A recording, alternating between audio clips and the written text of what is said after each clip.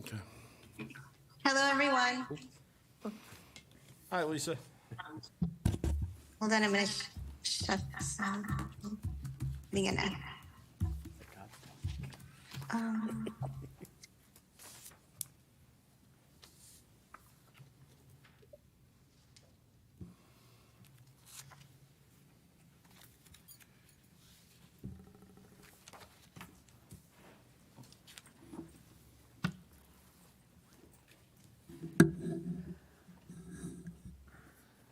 Okay, is there an echo now?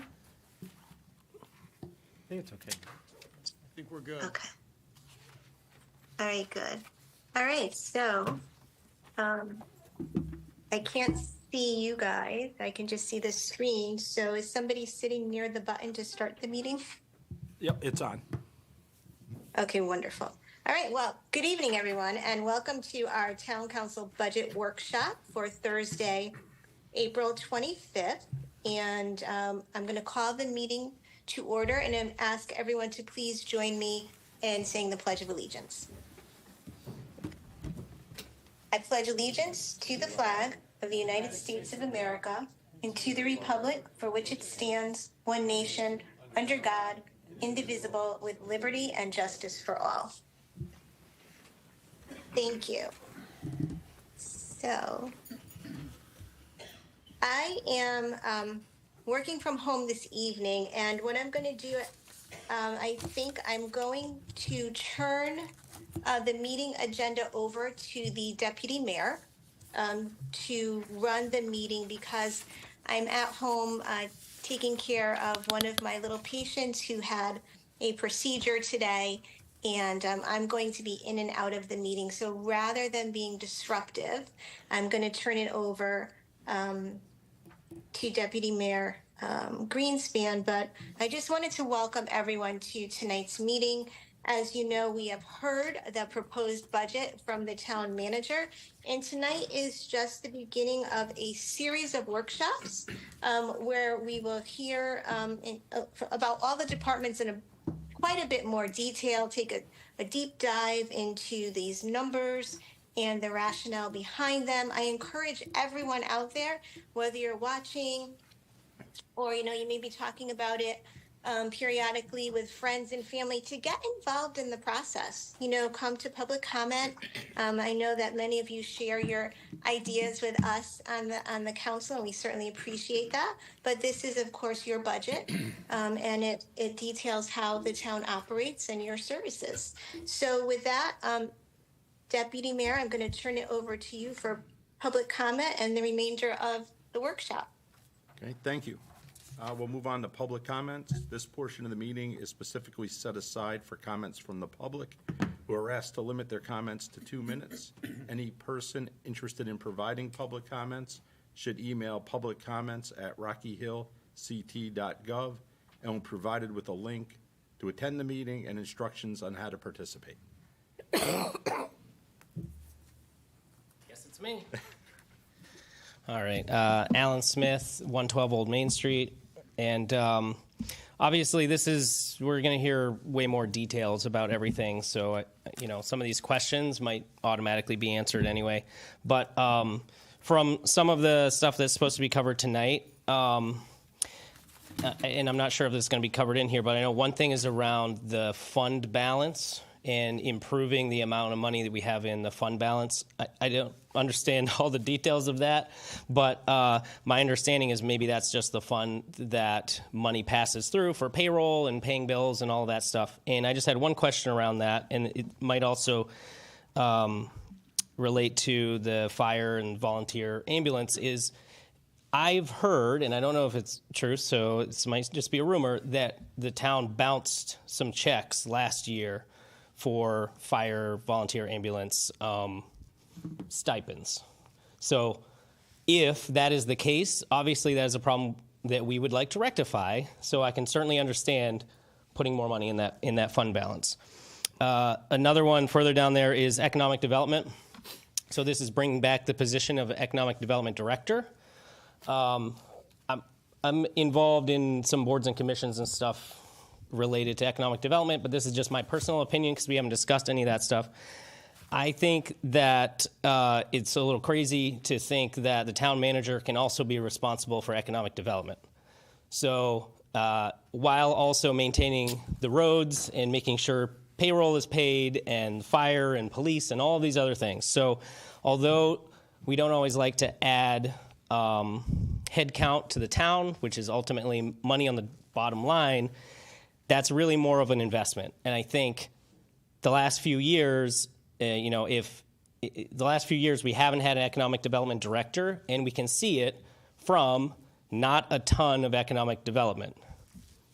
I think putting more money back into that to have somebody whose sole responsibility is the economic development of Rocky Hill, I think is beneficial. Just one other small thing, because I know we've probably got a bunch of data analysis and everything to go through tonight, so I won't keep you. But I believe it was in public safety or volunteer ambulance, there was a $100,000 increase in fees. So hopefully that will be answered here. That's basically doubling the amount of fees in the budget. Maybe that's just $100,000 that was moved from somewhere else and into that account or whatever, but I'm just curious on that. And thank you. Hopefully those questions can get answered. Thank you. Anybody else from the public? Seeing none?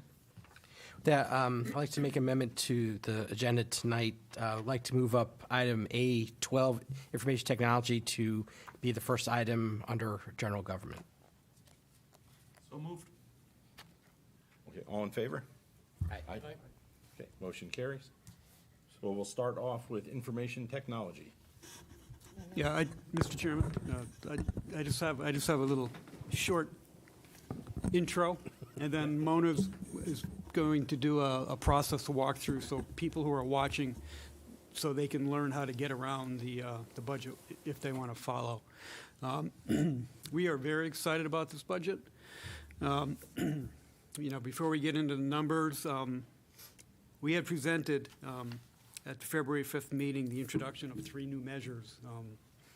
One was the introduction of performance standards or measures, capital improvement planning, and setting priorities to guide the budget.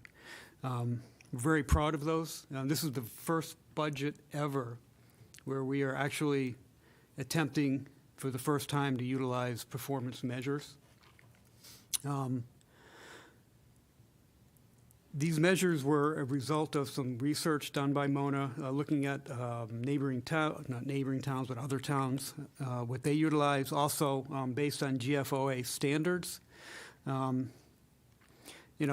The intent here is this is the first year of maybe a multi-year process. These performance measures will be honed over time, over budget processes, like any other new product or new idea.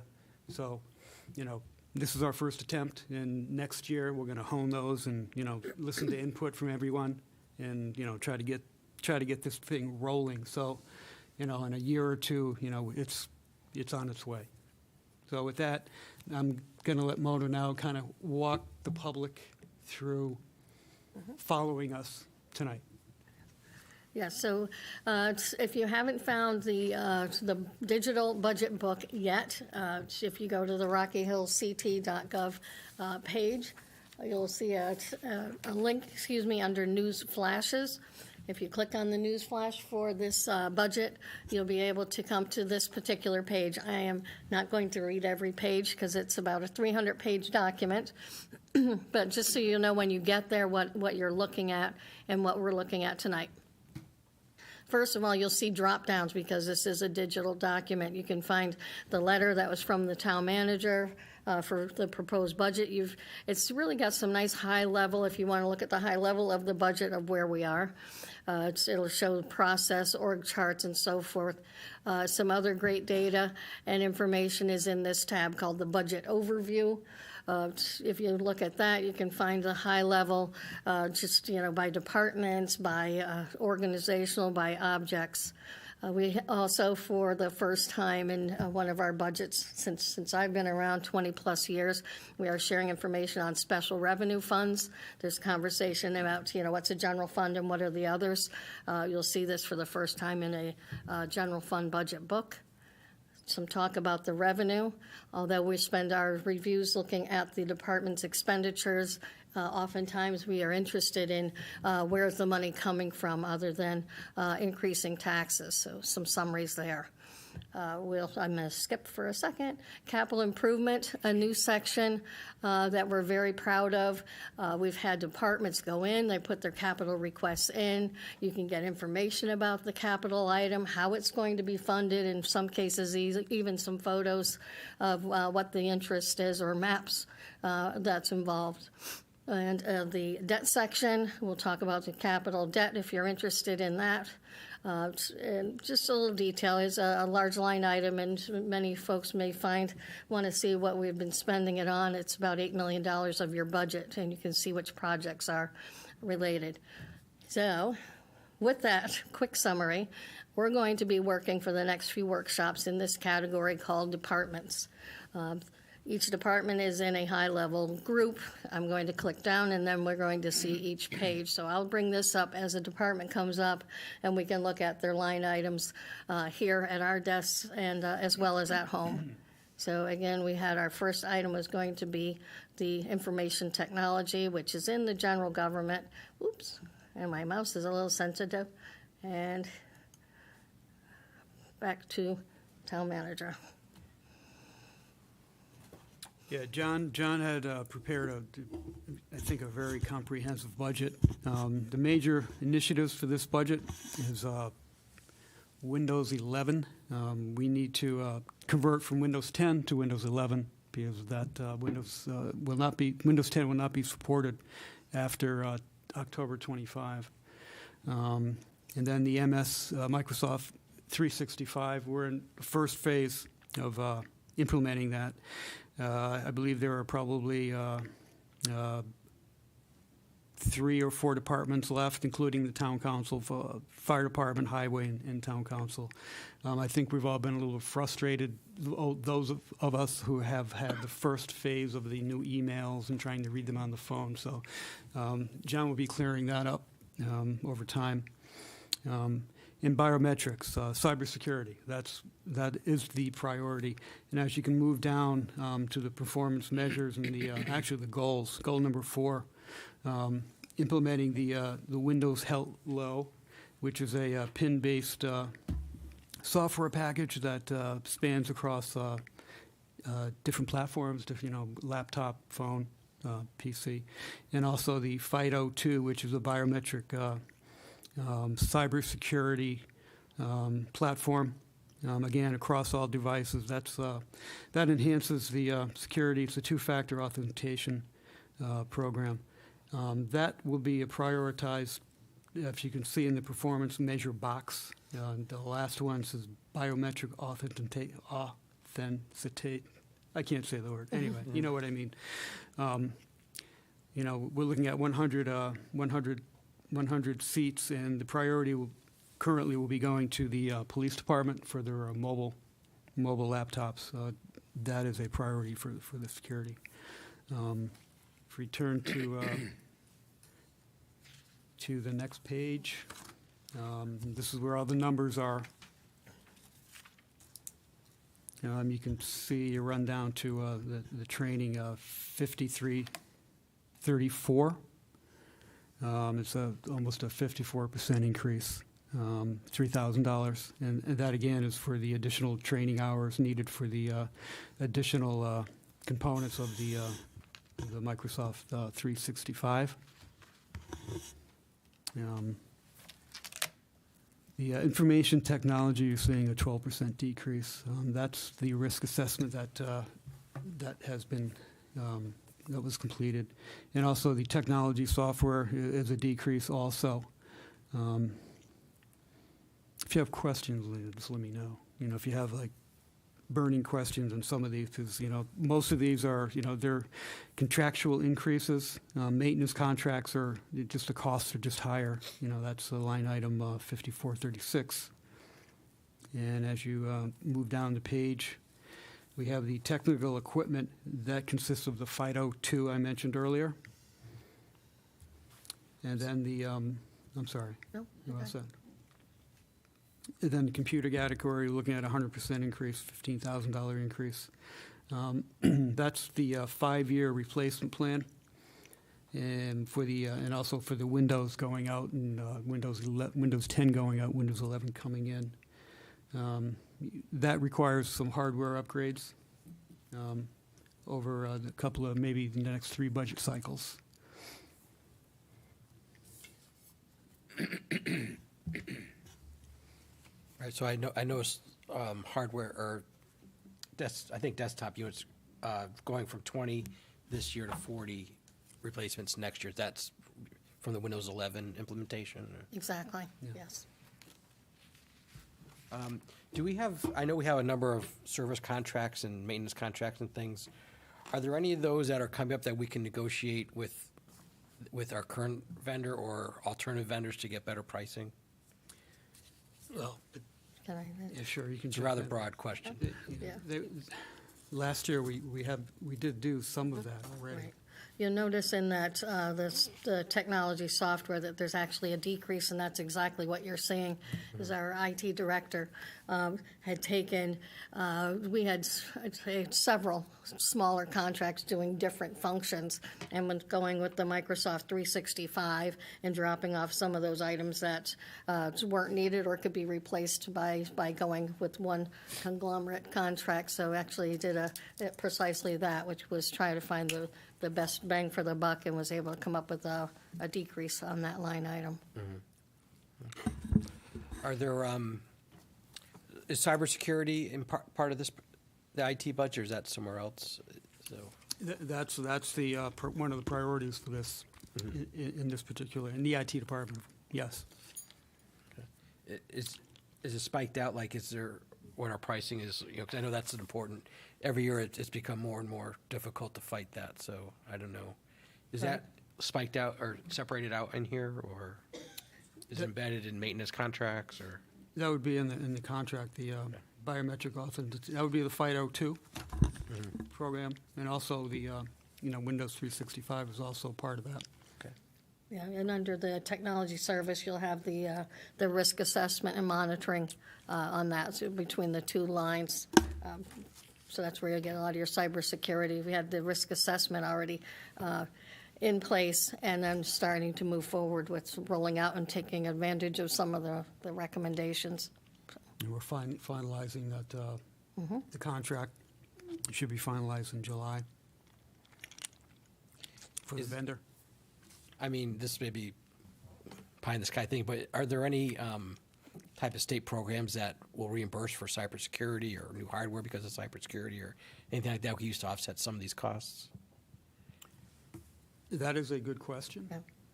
I'm not up on any grant funding or money on software or IT, but we will, I mean, if there is, we will go after that, but I can get an answer to you. Great, thanks. Yeah, I would say that we definitely felt the benefit by doing the risk assessment, because what was coming up frequently is obviously they want risk assessment and seeing not so much saving, but just no additional increase from our liability insurance. They were really pushing for that. So, in the line of liability insurance, as well as audit. It's an audit requirement. So, Yep. not that the savings, but we definitely avoided some increases. Yeah, no, look, there a lot of this stuff you got to check the box and have. I understand. So, but yeah, gotcha. Great, thanks. Any other questions on this? Yeah, I have, and I'm going to ask these questions to Ray. Is it you're going to answer all the questions, or the departments are going to be available? I'll answer. I'll try to answer some. Yeah. And then if we get stuck, I'm just worried that Yeah, this is John, not yeah. going to be efficient. I was hoping that the department heads would be available here, like they used to be in the past, and I made that request. And I don't think like you're following that protocol, or that at least that custom. So last year we had this discussion, but I'm happy to like ask questions of you, but I would like to get answers now and not like 15 days from now, like last time it happened. we have John here. Yeah, so no, that's great, but I'm just asking what the protocol is. Is he going to come up if I have questions? If we can't answer the questions, of course. Okay, yeah, so- that's why he's here. Okay, great. So let's go through the goals, right? I'm going to ask the same questions to everyone, like every department head. I'm going to keep it standardized so that I'm not picking like, anybody in particular. I have the same like questions for everyone. So the goals are great. The question for you is, Ray, how are you going to measure against those goals, and what will be the mechanism to actually make sure that those goals are met? And I'm going to ask the same question of every department. This is Yeah, not if you- specific to IT. That's one of my goals. If you look on the town manager's page, No, but I'm asking like specifically on the goal 1, 2, 3, 4 on the IT department. well, Yeah, this is not a generic question. It's IT specific. You have goals up there. let me answer. Yeah, please. Each department head, they're responsible for their own goals, but if you look on the town manager's page, one of my goals is to make sure that the department goals are being implemented. So Sure. if you have specific questions about how John is going to perform external risk management or update access switches and wireless access points, is that what do you want specific answers? No, so for I'm that? asking, like, for example, update access switches, and wireless access points. That's great. Yeah. There's no specific number, like, what the update is. Like, the goal is not specific for me. And if it's not specific for me, I'm asking, like, how are you going to measure it? Well, I think it says 10 here. It's 10 in the chart. Chart. No, at the bottom, right? So let's say, and that was my second part of my question, it's not going to be met, then what? I mean, again, like, this is not specific to John. No. I'm going to ask this question of every department, so I'm going to try to keep it consistent. So maybe there is a generic answer for that, maybe there is not, but I'm trying to get into these goals. That's all I'm doing. Yeah, we do our best to try to meet the goals. Not everything will be met. We expect that, and we just get carried over. I mean, it's a plan. So you're not going to measure against the plan? I didn't say that. I said we're going to try to implement the goals, and we will. Yeah, at the end, when we get into the budget, we'll have. Do you want John to come up and like try to explain it? This is like you said, it's generic. Yeah, but I mean, your goals are specific, so maybe the department head should come up and like answer the question. Before we do that, I'm going to answer the generic question for you. I'm asking very specific question. First, you asked a generic question, so just let me answer the question. I don't think you answered it. No, let me. You haven't let me answer it yet. You just need to let me answer. Please. Let me give the answer. Okay, I will try one more All time. right. We'll be having staff meetings throughout the year. We'll be addressing, okay, let's look at your goals, let's look at your performance measures. And if there's a gap, then we try to get to that gap and try to fill that gap. I mean, it's just a review process for each department. It's what I'm supposed to do as a manager, right? Right, Make and sure that what all is the accountability? That's all I'm asking. What is accountability? Yeah. If you're not, I mean, I'm gonna like, if the goals are not met, then what? If the goals are not met, like, what's the punishment? No, there are incentives and disincentives, and I Well, mean, no, we don't have an incentive program or a disincentive program. Our department heads and staff, they do what they need to do. And if things are not, we look at the priorities, right? The priorities we look at first.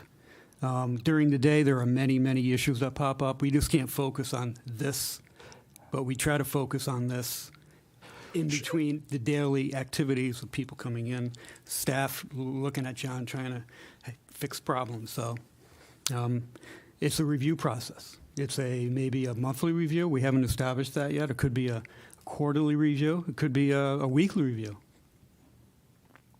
all right. So are we gonna see a plan? Like, I mean, I'm gonna go through like every department, or like, is there a plan for the council to like make sure that those objectives are being met, or no, not really? No, not really.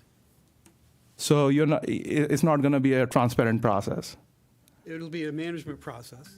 I mean, isn't that my job to make sure that And that's what I'm asking. And you report to the council, so I'm asking Right. you, how would you make sure that you have accountability towards the council? So are you asking him to update us quarterly on the progress? on the Something, numbers? I'm not suggest. He needs to have a suggestion from me. That's what I'm looking for, Alan. They're telling Maybe it's quarterly, maybe it's not. That's what I'm asking him. Like, that's a fair point. Yeah. Yeah. making it generic, you're asking for an update at some point. Yes, on a progress that's what on I'm it. asking. Okay.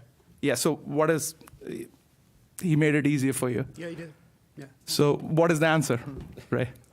If the town council, if it's the consensus of the town council, you want me to come in every month or every quarter to give you an update on how all these different departments and goals and performance measures are doing, then if you vote. So you would consider it? Pardon me? You will consider it? Oh, absolutely, yeah. Yeah, that's all I wanted to ask you. Like, how are you going to measure against this? No, I'm asking you, it's a very straightforward question. How are you going to measure against the goal which are listed on the budget? And I'm being fair to like everyone. I'm asking for a process to measure against those goals. And I think Alan helped you in that. If I, So if I maybe- can make a suggestion, maybe Yeah. that becomes part of like a finance subcommittee thing as opposed to the overall Yeah, council. that's then- probably good, too. Then we just bring up anything Government that's, ops, too, you know, we. or get- government ops, one of the two. Yeah, it could be government ops, actually. Yeah. Yeah, Either way. especially. I'm on both of them, it doesn't matter. Yeah. Excellent.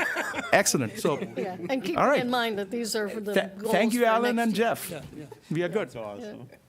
Yeah, Mona has a good point. These are These are the goals for goals for like next year. 7/1 and on, right? July 1st. Right. next Okay, year. no, fair enough.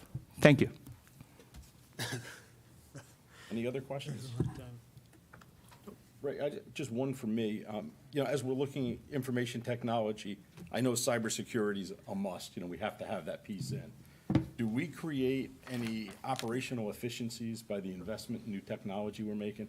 New computers, biometrics, ability to do something differently than we are today, or is just upgrades that have to be made because of new softwares? These are upgrades that are required to be made, especially the security, the biometrics, for insurance coverage, to meet national standards for cybersecurity. So those are process upgrades that will help us. And also the replacement of the obviously Windows 11, you know, because we will not be able to utilize Windows 11 after October 25.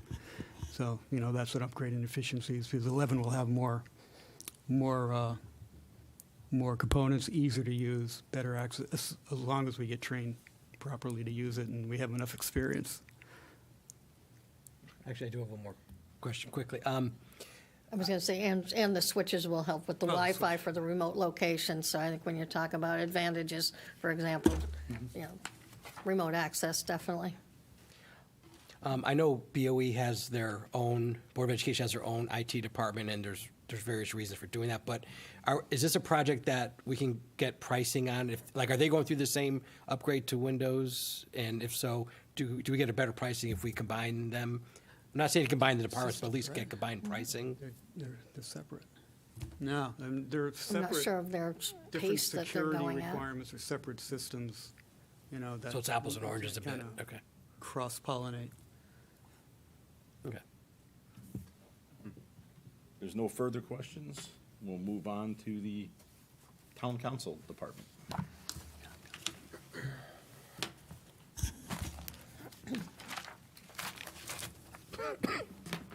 I forgot I was driving. You're driving.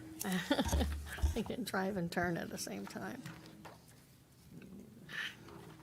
Okay.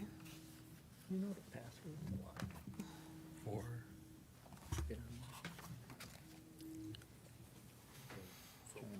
All right. I just want to jump back to my little introductory statement, how some of these performance measures need to be honed.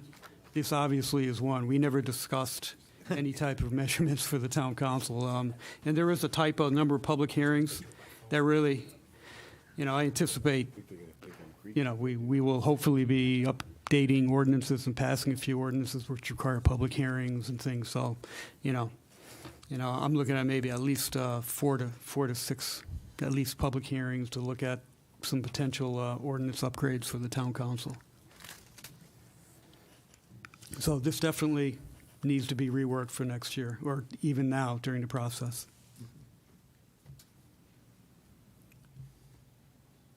If you go to the next page, the expenditures, you know, year budget mostly covers fees for a Memorial Day parade, some other events that occur during the year, Middlesex Chamber of Commerce activities. It also covers memberships and dues for for cost and CCM, CROG, and Middlesex County Chamber of Commerce and other organizations such as, possibly KERMA and so on. Any questions on the town council portion of the budget? Okay. Move on to the town manager section.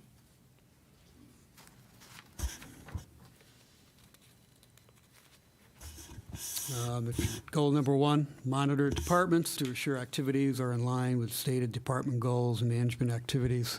I will prepare a process for the town council and give you updates as discussed a little while ago. Also, working with the Director of Finance and Operations on monitoring this budget and making sure that this planning document is being implemented appropriately to the extent possible. I do have some performance measures here. Of course, monthly reports. I want to increase the number of staff meetings throughout the year. I want to make sure I attend more community events and attend more Chamber of Commerce meetings. I do go to some, but I think it'd be more beneficial to the town if I went to a few more.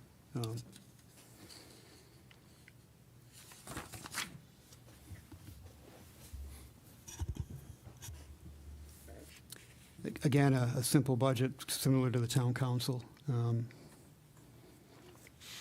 Purchase services that's ICMA membership, International City Managers Association, the Connecticut City Managers Association, dues and subscriptions to the PM Public Management Magazine. That's through the ICMA, and then toner cartridges for my printer,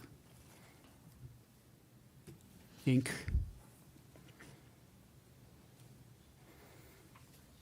I just have one quick generic question, really not necessarily about this, just so everybody knows. So when we see the column fiscal year actual 2024, that's through, what, the end of March? It's actually early or to mid-February. Oh, okay. Because Okay, so it's we not do have to through do an upload to get it in the system in time for printing. Gotcha, okay. Thanks. Quick question. The salary end of it, is that all your salary? No. It's God. yes, no. It's Daniel also. Can you tell me what your salary is? What is my salary?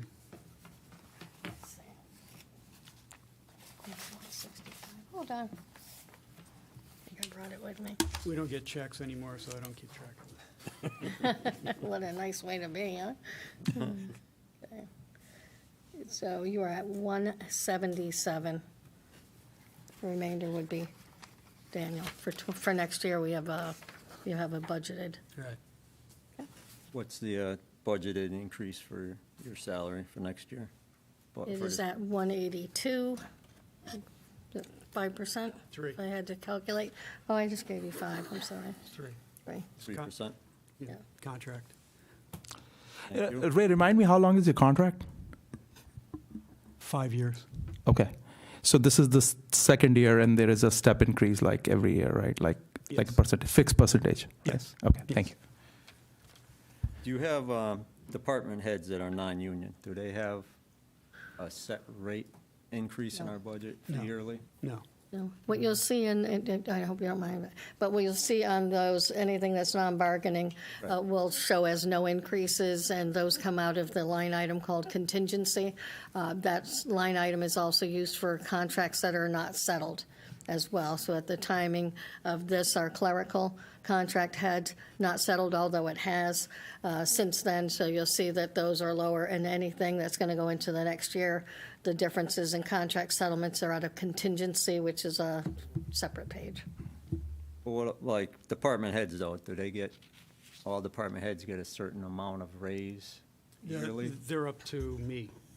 Okay. Yeah, there's no set percentage. And I just want to thank you for doing the goals and performance measures that you set up this year. Thank you. Welcome. That's all. Any additional questions for the town manager? Ellen, I have a question.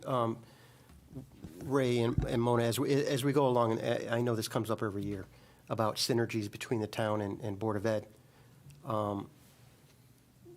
Ray, you kind of jogged my memory when you mentioned printer ink. Are there any synergies between purchases between municipal and Board of Ed? So when you order things, is it off a common catalog per se with the Board of Ed, or is it in silos between the two? It depends on what the product is, right? Right, Yeah. yeah. I mean, office supplies in general, there's a contract just through the town, that they've, they honor that. Most things, if there's, we tend to follow state bid, they tend to follow state bid. And we'll probably get to later on employee benefits, which is a large item that we've worked together on that.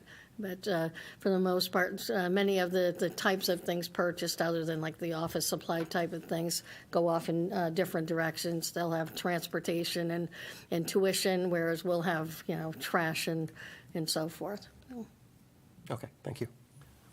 I just have one question about one of the performance measures for you, Ray. You talked about increasing your attendance at Chamber of Commerce meetings.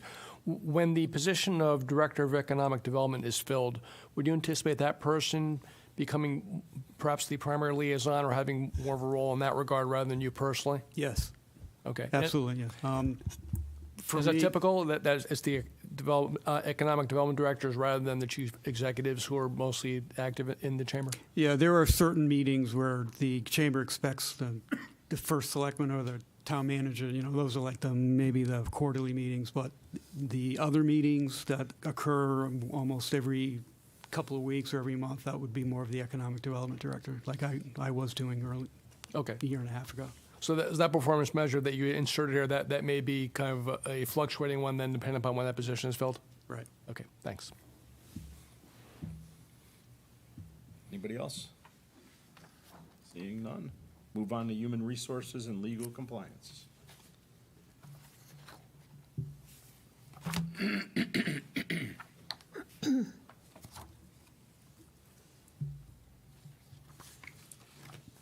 Pages are stuck.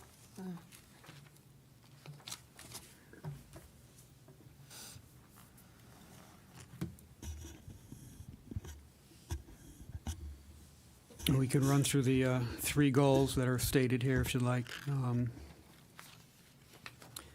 The Director of Human Resources, Legal Compliance and Risk Management is looking to formalize a leadership development program, with the department directors. And also, probably at some point, some type of similar event for a town council in the future. And that ties into some of our priorities we have listed earlier in the document. And also the implementation of the department director's performance management process.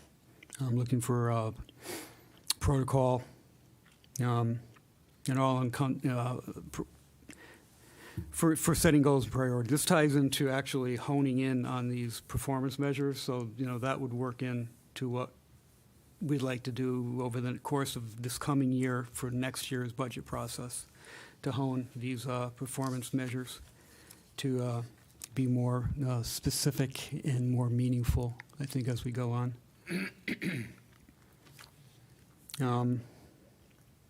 Speaking of performance measurements, you'll see a slight increase in the anticipated number of recruitments for full-time. I think that's primarily police, obviously. We're not recruiting, in many of the departments, but police is a large recruiting organization. A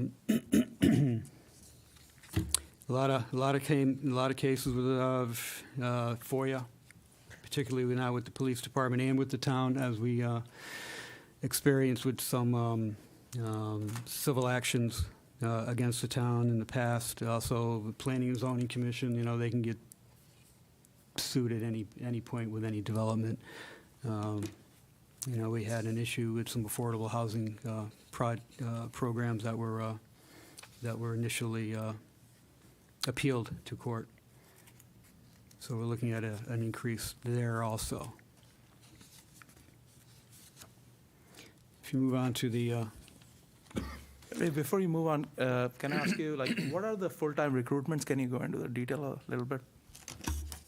What What does are- that apply to? that would apply to anticipation of like police hirings. You know, if there is a vacancy, HR takes care of the works jointly with. Why only PD? Doesn't HR take care of like the whole town? Yeah, the whole, well, that's one of the examples. I Okay, said, yeah, the okay. Police department. So you are anticipating 23 recruitments next year? We have some people in town hall who may be approaching some retirement ages. 23? Well, no, not 23. So No. the number you got here is 23. Right. You know, because last year we had 21. So So, we're looking at possibly an increase. okay, so it's based on like what you saw this year, this. Right. So you're thinking it's going to go up to 23. Okay. And that's an interesting, so are these like all open positions to be advertised, or are you going to backfill them? Like what are you thinking? We have. Because we don't see anything in the budget for new hires, right? Right, So right. we have some positions, we do, but yeah. Not 23. Yeah, not 23, yeah. Yeah, no, we have, it follows along our succession planning, but, you know, we fill the positions going through that process that's been set up, that we've been utilizing since 2015 through HR. It's a very stringent, detailed, and legal process. So backfilling, you know, we could promote, but we still have to advertise. You know, whatever we do, we need to advertise positions and go through the process. Yeah, okay, so what about the FMLA, like 2028? What does that pertains to? That's people who may go out on maternity leave or get hurt. So how does it like relate to the, like what the HR head does or HR department does? Like No, they process it? Is that they what you? process and manage the whole process. There's a lot of paperwork for FMLA that they process and track with the employee, make sure the medical staff, wherever they are, their doctors, fulfill the FMLA requirements, sending the documents back. So there's a lot of process involved in family leave requests. So on an average, you get about 20, 25, like whatever, 21, 24 the last 2 years. Okay, Yeah. all right. Okay, thank you. And I guess to return to that list, Ray, so FOIA, is that the total number of FOIA requests the town received? 30? No, I'm sorry, 23, 22, 23. We're looking at 30 possibly. And I assume that within that list is a very wide range of how onerous those requests are, right? I mean, sometimes people ask for just one document, and other times they just they turn you upside down and shake you. Yeah, especially if a sale of a property or refinancing. You know, they go in and they tag almost every department in community development, building, planning and zoning, blight, looking for, you know, what are the violations? If there are violations, what are they? You know, if there were violations, were they corrected? So there's a lot involved, in addition to the preparation of court cases for appeals of ZBA, wetlands, and planning and zoning. Okay. Do we charge if the requester wants printed copies? I think we charge 50 cents a copy, 50 cents a page or a copy? page. Page? And what is the typical response time for these FOIA requests? Depends. Some of them could be done, you know, pretty quickly, you know, within that same day. The refinances and the larger, you know, the companies that hire other companies, they can take weeks depending on what they're looking for. We have to respond in writing within 4 business days saying we received your request. We will be implementing a procedure to find the information that you're looking for if it exists. So it could take anywhere from a day, day and a half to, 4 weeks. Yeah, depending so on what- what would you say a typical time is for response? An average? I don't really know. Would Dana know?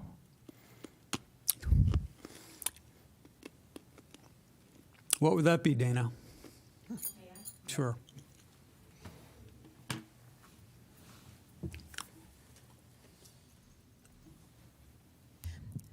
Hi, how are you this evening? So it really does depend on the request. We have some departments where the files are literally right behind them, i.e. in the building department. So they can literally look at the patron and say, what do you need? They'll walk back, get the piece of paper, and give it to them.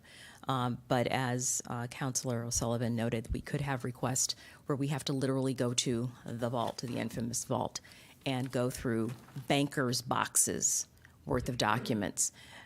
We've had requests that ask us for documents that are going back numbers of years, and only 2 of us. So that requires coming in with jeans on and maybe disappearing for a half a day, shutting down office operations. Yeah, and that's what I'm trying to get at. Like, so most of the requests, are you responding to them? And the reason I'm asking It's a this mixture. is, what was that? It's a mixture. So we have some departments that have become extremely adept at responding on their own, and then we have other departments that, when they're faced with a more complex question, something that might require a review for, there might be private information, confidential information, information regarding minors. We don't give up the addresses of certain types of employees, for instance. In an abundance of caution, those are going to come through my office too. So you'll find a lot of us working as a team. Can I handle this on my own as a department, or do I need to call Dana in so we can do a privacy review or something like that? Sure. So the reason I'm going in this direction is like the town manager has a request for a new position in your department. Is that correct? That's correct. Okay, so can you break it down for me, like how much of a typical time like it takes for like you, which will be passed on to that person, right? And that time you're going to save, paint me a picture how it would make you more productive. Sure. So FOIA is just one thing that we do. Yeah. So as an example, while this person perhaps is looking through, I'm going to make this up, a 300-page FOIA request. We've compiled the documents, they're 300 pages. Instead of me sitting there at the computer for hours going through that, I can be responding to other things, all the other legal compliance things that are going on. And this person, especially if I get the person with the right skill set, they can be doing that review for me, as an example. So did you hear me make that statement earlier that sometimes we have to shut down office operations to respond to a FOIA request? And how often that happens? It's happened, I would say, since I've been here, we've had at least 3 occasions where literally we've had to shut that top door. And sit that's there, why, because people have a right to a response. of course, right? And that's why it's so important to like keep track of like how much time is spent on it and what's the average time of response and what is the typical Numbers of time it hours. takes. Like Like numbers of hours. Yeah, so I haven't seen any like fixed numbers yet. Like And anything. I would also offer up to you our office, very similar to the police department. You know, if you look at the police accountability bill and all the different things that people have to go through now in terms of looking through body cam footage, and you hear people ask for staff just to do that. I mean, we are literally talking about balancing the right of the public to have access to information with making sure that we're getting the other work of the town done too. Yeah, this is just me, and everybody can speak for themselves. So if I'm looking at this new position, what I'm looking for is like, what is the productivity gain you are getting? And to get to that, I need to look at specific numbers, like what is the average time of response? How many of, let's say, 100 FOIA requests, right? Is 30 of them take you more than a week, or is it like 3 of them? So if you have that kind of data, that will be good. So you're asking us to do almost in a law firm, we would start keeping track of every single I think hour you that we should. spend I on a think you FOIA. should. I mean, why not? Why does it just apply to a law firm, not to a town like Rocky Hill? Understood. So, I mean, I don't know, like, can we get that data somehow, or like, We can is start, we can start keeping track of it, but then we'd also like to keep track of the cases and the administrative reviews and the investigations and, you know, how much time we spend on the phone when someone calls in and wants to talk about Family Medical Leave Act. Thank you, Ray, for taking that one. Family Medical Leave Act, that can be a half-hour conversation with someone. It can be a 1-hour conversation with someone. And then once the paperwork comes back, then we have to actually create a tickler file where we track how much time they've actually been out or if they're intermittent. So I do understand, I absolutely understand what you're asking for.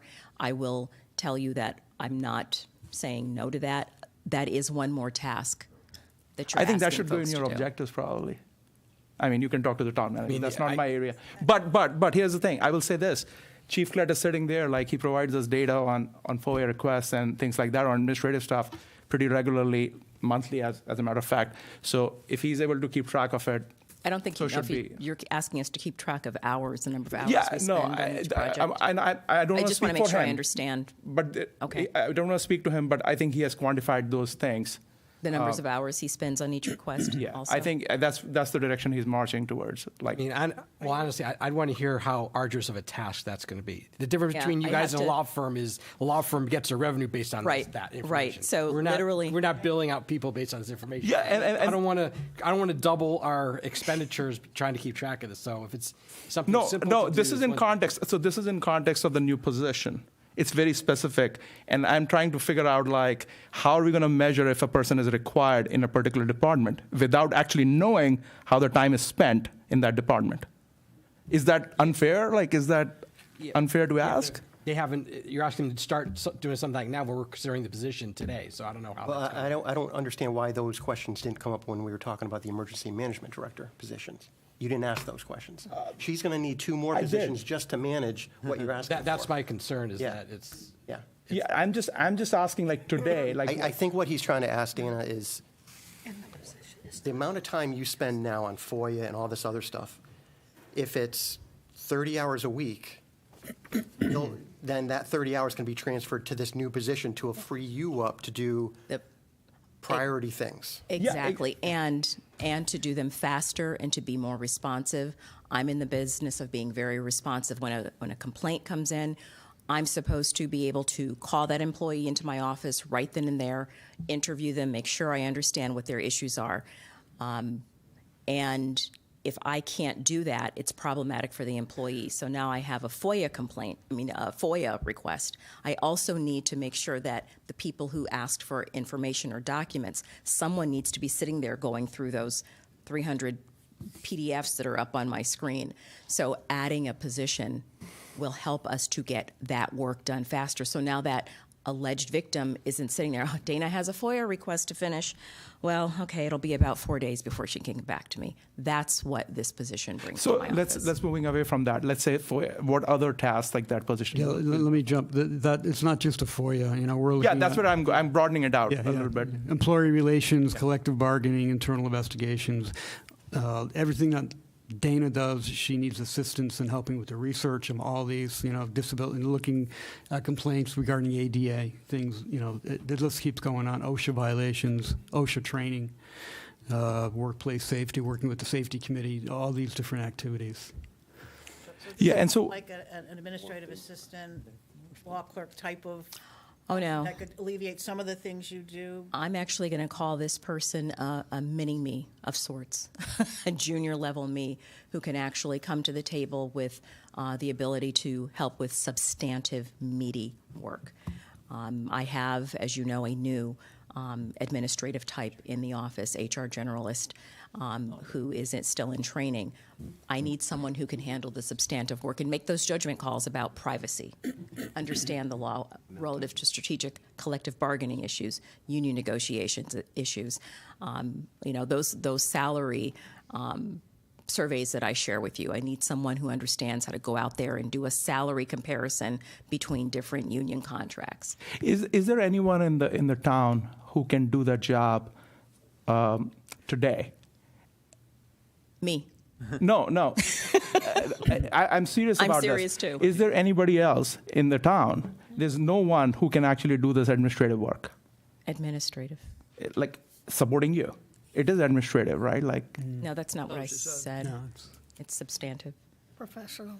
so you need a paralegal? Is that what you're looking for? No, the job description that we discussed in December, if you recall, it was very substantive work. It's judgment call work based on knowledge of employment law, labor law, personnel rules, the Connecticut Fair Employment Practices Act, FOIA compliance, privacy rules. It's substantive. So that's not like a paralegal? Like, I mean, No. okay. It's so- a mini-me. It'd be more of it's an attorney, like another, basically another attorney. That's You're looking for correct. another attorney? Okay. That's correct. That's the level. That's the position that you reviewed back in December. Okay, so, all right. Okay, so it's another attorney you are trying to hire. Okay, all right. That, I didn't realize that it said like you need a JD for that position. I might have missed it in the. Okay. In the December meeting, I'm sorry. Yeah, Does it definitely. say That's the paperwork that I handed to you in December. Is the JD? Correct. Okay. And what is the salary for that? It's at 90. 90? You can get a JD for 90 now? I hope so. That's what trying. it's a unique skill set, that's what we're hoping to do. All right. God bless you if you can Thank find you. one for 90. What do you want, to hire? No, a JD I would think like costs a lot more. That's my assumption. I'm not one, so. I'd maybe I'm actually. wrong. So I'd what I'm actually- offering, if anyone's listening, is that it's 90, but you don't have billable hours, right? You've got a great boss Yeah. to work for. We're a great environment. Rocky Hill is the place you want to be. You don't have to appear in court every single day. You can have litigation experience and have a lot of fun with that litigation experience, but we're actually not permitted to go into the courtroom. So this is a great place to be. So that's why we're going to pay you the $90,000. That's a 9-to-5 job, basically. Well, we take work home. I will be candid. We take work home. I was. It's not a cushy job, she's saying. Like you are, I don't know, but I think that's what. My take on Correct. this was, No. I guess, to the town manager. How did you come up with a $90,000 salary? That was something that Dana had worked through her research. What $90,000 could it possibly attract? Maybe either an attorney who's tired of the mill, coming to this side, or maybe a fairly new attorney who has a family, who doesn't want to work the 70 hours a week in a mill. So that was based on Dana's research. Okay. Thanks. I had a quick question on trying to recoup some of these things. There must be, and forgive me for my ignorance, a state statute that we can't charge for FOIA requests? Oh, we do. How much do we charge then? 50 cents per page. What about our time? Don't I wish? Well, Yeah. I mean, I'm really getting to the, like, if one I FOIA believe- request takes 3 weeks, another one takes a day, an hour, a minute and a half, whatever. It seems to me And that that's. respectfully, I have to say, I'm up here talking now, but you could talk to so many of your other department heads that work hard to respond to FOIA requests when they come in. Really, it takes up a lot of time. We are committed to the public interest in being transparent and providing information when requested. Please hear me. We are committed to that. But it takes up a substantial amount of time because we should be reviewing those documents to make sure we're not releasing information we shouldn't be releasing also. And I believe that there have been various lobbying efforts to try and help people understand what a municipality goes through to comply with FOIA requests. So your concern is shared by many people around the state. There are different groups, actually, CROG, KERMA. There are many different groups that have gotten together. And they're trying to get the legislature to understand what this does But this to an goes to the office. idea of like, if you're not going to keep track, then how are you going to charge? Like, if you were to charge for your time, for actual, like, your valuable time being spent on like 3 weeks, right? I think it should be charged. And if you're not going to keep track of the time you're spending, then how are you going to charge? Well, you can't by statute. But Right, that's what I'm saying. I mean, There must be. I mean, you're charging 50 cents a page. Ju- So just for how are you piece of charging paper. for that? Per page. Per page. For your per paying copy. for the printing, for the printed ink. copy. Can't And charge that's for it. the time. That's it, Yeah. That's all you're allowed to Yeah, do. that's, Now, if we were allowed to charge, then That's tracking existing time may make documents. sense. Right. But since we're Don't not have to allowed to create charge, anything. That's right. tracking time just may be another It's burden. on our hands. Can I ask just a quick question, Dana? Do you receive OSHA complaints? Or I does it would go through say- your office? It would. Okay. And occasionally, thankfully, rarely, but occasionally, yes. Okay, thank you. I just have one question. On the performance measures, I'm just struggling with the number. The full-time recruitments, 19 to 23 over the last couple of years, and I know the middle's an estimate. And Yes. Ray, if you want to take it, or Dana, we have about 180 employees in town, including the police department. That's like a 15% People come and go, yeah. People. turnover in full-time employees. Right. It just felt high. Yeah, that's why I asked the I first was time. Yeah. surprised. That's an accurate. So if you look at the actual, so those past numbers are our actual numbers. Yep. People have been poached, people have left, people have retired. Oh. And that's what those numbers encompass. And that anticipatory number, I think, is realistic. So the number's just higher than I anticipated. That's, Yeah. So, Do you mind if I just, you're right, there's like 150 full-time people, but we have, with all employees, including those part-timers, we're over 400. So this is going to include the summertime, Parks and Rec, the groundskeepers that come forth, and any of the part-time library. There's a lot of library part-timers, so. so the description says full-time recruitment. Right. Okay, So so it it's should full say and recruitment, yes. Should say recruitment. That Yeah. at Point least puts taken, the yeah. number more in line Definitely, with point taken. 400 employees. so one quick question before we close out, on at least from myself. It might be a question for Mona, actually, and Dana, maybe for both. Councilor Whelan was asking about the 90,000 number. What is the estimated benefits that will go with that 90,000? Yeah, as a rule, especially if we're going to be doing granting and so forth, we like to use the 40% because it's going to include, it's your FICA, your state income tax, as well as pension, and then, of course, the health benefits, which is climbing. So that's about 40 is 40% of 90, which is, okay. Correct. Yeah. Yeah, you're going to end up at like 130, essentially. Yes. And of course, as we know, the actuality is it would vary if you had someone coming in, and we don't want to, it's a more junior, a single would versus a family of, 4, health insurance would vary. But so we use an average of 40% when factoring in a new hire. Okay. So is that something like, it's like from a forecasting perspective, right? How do you see that grow over there's just 3 years, depending on what do you know today? Obviously, you don't have a crystal ball, but I mean, what is Well, this would employee it going to increase cost us from in 40? 3, 4, 5 years? Sure. Yeah, and I would say going back probably about 3 or 4 years, we were maybe around the 37, 38. So it creeps up. So it So I'd might say be. I could put a 45 in 4 years easily, watching health insurance and pensions and so forth. Okay. Thank you so much. Any other questions? Thank you, Dana. On human resources? Seeing none, we'll move forward to finance and accounting. We're going to have the Director of Finance and Operations handle finance and accounting. Okay, let me drive and present at the same time. Yeah, you can do I got it. You're good.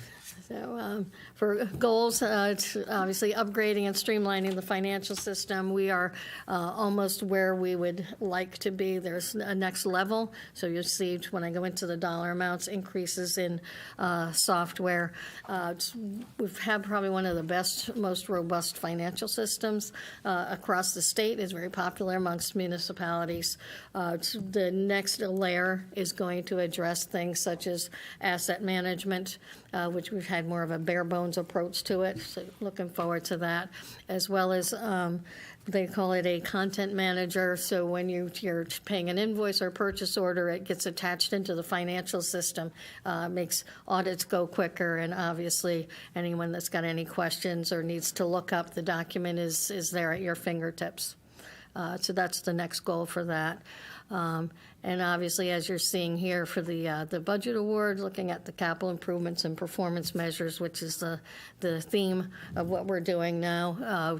This is our first go at the new capital improvement format, so hopefully we'll see things get better for the next year as well.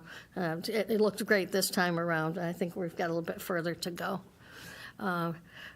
And a major goal here is looking at the S&P rating. The AA plus is where we are. throughout the budget, and I won't go into it too much in detail, but I think we need to focus on maintaining it. The town manager's presentation was showing some areas that we could focus for improvement, such as the fund balance and as well as the debt situation. If we continue to focus, then this would be an easy goal to attain. If we don't, then we probably want to take some serious measures. As far as performance, looking at comparing debt percentages and the fund balance. Of course, by ordinance, we have the 5%. Anything over 6% goes to capital. We've been teetering around, the 5.5. So ideally, we'll stay at least at the 5.5. We do a lot of direct deposits to W-2s. Everything is in vendor payments. We do as much online electronic as possible. And my bond rating, again. So into the numbers. Let me get on down here. Salaries has a decrease. We had a turnover. I have a new treasurer accounting manager coming in at the first step. So you're seeing a decrease there. Same number of staff, just beginning level salary. Audit, we signed on for an additional 2 years with the audit firm. This is the price that we had put in for the contract. Then we have as software, again, I mentioned a little bit, we're looking at trying to do the next level, which will be all aspects of the Munis financial software, as well as this project that we have here, the ClearGov. We'll be going with that. They do have for ClearGov, and it's included here, it's a couple extra $1,000 on that, and that's the personnel management. So, for example, asking what the town manager's salary was, I wouldn't refer to a spreadsheet. We could click on it and it would pull this up. You can factor in any contract increases. If we didn't have a contract, what would it look like next year? That would be then the best piece to put onto it for financial software. Otherwise, photocopier, a decrease. You'll probably, I know it's on my page, but I'll say throughout this, you will see some interesting numbers on copiers and telephone. There was a goal at putting these things as decentralized by department. I would like to see this become more centralized because these are small items that are tending to throw these really interesting creative percentages in there. That's my side note on not liking decentralized on those. Dues and subscriptions. I did have the savings on the salary side, but there is now in my office a CPA going to stay with the GFOA and keep his credits and so forth. So there'll be a slight increase. That would be myself and the new accounting manager. Questions for Mona? Okay. Thank you, Mona. Welcome. I'm sorry. Go ahead. I'm sorry, Alan. What's the highest bond rating? Is it AA plus? AAA. AAA. AAA. And is there anything you see that might worry you about dropping that rating? Absolutely. Can you elaborate? I will. Like I said, we're presently, and we have been at AA plus, which is very good. AAAs are, quite ambitious, but I think it's doable. The AA plus, not to push any alarm buttons, but we kept that AA plus, and it was at a very, very thin margin on that last bond rating. The recommendations from the rating agency was the debt, because we should stay around that 60-80%. We're at the 80 now. I have no option, but we'll be doing a bond sale in the fall because we've had this road referendum, the $10 million. It's basically spent. Now we have to go in and we have to sell the bonds to cover the expenditure. So there will be a bond sale coming up in the fall. I clearly would like to see us keep with that. And fund balance. The guideline for the rating agencies, GFOA, basically we all have that rule of thumb that you should have 2 months basically of operating in a fund balance. And we've got some antiquated language that's keeping us strapped to that 5%. So clearly 5% is not even a 2-month fund balance to keep. GFOA recommends 10 to 15%. That's right. So I think if we don't do something strategic, I know this looks like a very heavy, frightening budget with the 8%. You know, I've presented the concept of the reserves, definitely something that should not be just taken lightly. You know, it's years of experience, it's knowledge, it's looking at the S&P rating and saying that we're at the peak of where we should be on debt. Our fund balance is much lighter than it really should be. You're coming into a bond sale. What you don't want to do is lose your bond rating and go lower. And of course, that's going to make it be more expensive to do debt. And it's also going to be a deterrence when you're trying to attract business in. When, you know, if they frown upon that, nobody's going to necessarily want to come in if they see a town that's losing the rating. I think we're at close enough to that edge of the bottom of the AA plus that not doing the right thing may not be a good move. And I will add that we hung on to that AA plus rating due to the economic activity in town over the course of the previous 3-5 years. That kind of saved us from maybe getting a lower bond rating. So that's going back to that economic development position we're going to look at later, but that was the key in keeping our bond rating. So by the way, since I didn't have a question, but now I do. So Mona, like, what is the bucket of money? Is this the fund balance, which has an impact on the rating? What is the bucket of money I'm asking specifically? Okay, so that particular bucket is the fund balance that's in your general fund. All right, and like I said, we're running around about $5 million. The rationale for keeping it greater than that is it's not that it's something that we decided. It's a guideline that the rating agencies are looking at, and the audit firms and insurance companies and so forth. And they're basically saying that if you're going to take this rainy day fund, you should be able to cover 2 months of operating. I got it. Right? What is the number right now? $5 million. Okay, what do you want it to be, ideally?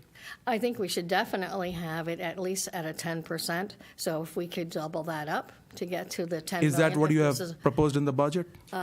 No. Why not? No. Well, let me tell you, because we can't fund. No, I mean, it's no, I I have a seriously serious will. question because there are a lot of other things I know. which we have increased the budget me on. explain. So I think it's a fair question. I know it's very good. Yeah. It's an accounting question, so bear with me. So what you don't do in a budget is budget for cash to put aside to set aside. What you would need to do for that fund balance, in all honesty, is come back, have a council meeting, have an ordinance, and take that 5% cap off. We've got to stop capping it at 5%, because right now in this particular budget we have $450,000 that I can take. Remember that 5.5% that we had, that little piece? I can take it. I can't go lower than 5%. I can use it as revenue side of the budget. What you wouldn't do in your budget, it's not an expenditure item. So what you have to do is expend better, such as put away things for your reserves, so that when something comes, that when you close out your year, next year, and you have your reserves, and you don't have to fully expend your budget, that's what's going to go in and gradually build up your fund balance. So it's going to take you a few steps. You would not have a line item in your budget to say cash to be set aside on another day. You're budgeting for expenditures, and that's really what they are. So, for example, like let me ask you this theoretically, because let's just say like we fund not at 8% increase, we fund at like 4% increase, right? This coming year. Mm-hmm. How would it translate into the bond rating? Can you paint a picture again How for me? does it translate into what? A lower bond rating, is that gonna? Oh, it will. Yes. Okay. So what Can you you do paint is, a yeah. right, so we would close out the fiscal year. For example, let's hope it doesn't happen, but if for some reason we didn't have all of our revenue collected this year, that would mean that your revenue was less than your expenditures, and that would take that $5 million fund balance and decrease it, because now I have to. Just 1 second. Like, what are the chances of getting that revenue below what you're expecting? I was warming up. I know accounting is long-winded, so you can stop me whenever, but I could go on forever as well. No, but I'm just asking, I'm asking from a Getting to that practical point. perspective, right? Because this is a serious question, right? I know. About the bond rating. And you brought up like a very serious argument about we losing our bond rating if we don't fund appropriately. Yes. So my question is like, what are those levers? Like, so I know it's a complicated situation from accounting perspective, but for a layman, like, if you can explain it to me like a 5-year-old or a 5th grader, whatever the metaphor is, how does funding this budget at a lower level, pick your number, than 8% increase, which you got, impact the fund balance? And eventually the rating, which I care about. Okay. So you're going to have a couple of things. So funding this budget at something other than 8% will not change your fund balance. Okay, that's your first one. Don't forget, we want to talk then bond rating. You've got two issues going on with your bond rating. One, your fund balance, okay, is too low, and you're going to do that hopefully in the future of doing some kind of ordinance and taking that cap off. Stop capping it, let it grow. And I'm not finished, I'm going to take a breather on that one. Then, what you could do in this budget is the other component. There are 5 components that you're using in the bond rating. They're looking at cash and liquidity. No problem, I've got the cash. They're looking at economic development. As the town manager said, if it wasn't for that, we probably would have lost the rating. They actually gave us bonus points that brought us right to the edge of being a AA+. We really weren't. For doing what again? Economic development. For the economic activity. Yeah. Okay. Yeah. Not for hiring the economic development position. No, but I bet that would help you. Okay. Well, You mean adding to wink. the grand list is what you mean? Exactly. You're seeing new businesses come in. When we sit for a bond sale, and I won't explain how exciting that is, but we had the economic developer, at that time was Ray Carpentino, sitting with us with the bonding agency, and a good portion of that bond sale is about what's happening in your town. How many new businesses? Who are your biggest tax payers? Who are your biggest employers? So if you start seeing a company that has got a lot of employees and they're leaving, that's going to affect your economic rating. And also at the same time, we had some revitalization going on the Silas-Dean Highway. We had, the Church Street project gone. So we had some brownfield redevelopment activity going on. So there was a lot of economic activity at the time. I'm sorry. That's right. Third item, which is not always in our control, which is the status of the state. So fortunately, being Connecticut, because again, we're selling bonds not just in Connecticut, we're doing national bond sale, governmental. So it's the status of the state. So we're going to look at that. That's actually fared well for us. I think you saw in the manager's presentation, he gave you the areas, and we got a 2. 1 is good, 3 is bad, a 2 was great. So the state score came in, that was in our favor. So Connecticut is a good thing. The third and the fourth being fund balance, right? I think I've beaten that one to death. Your budget's not going to change it, but you're going to have to do something to start making it build up.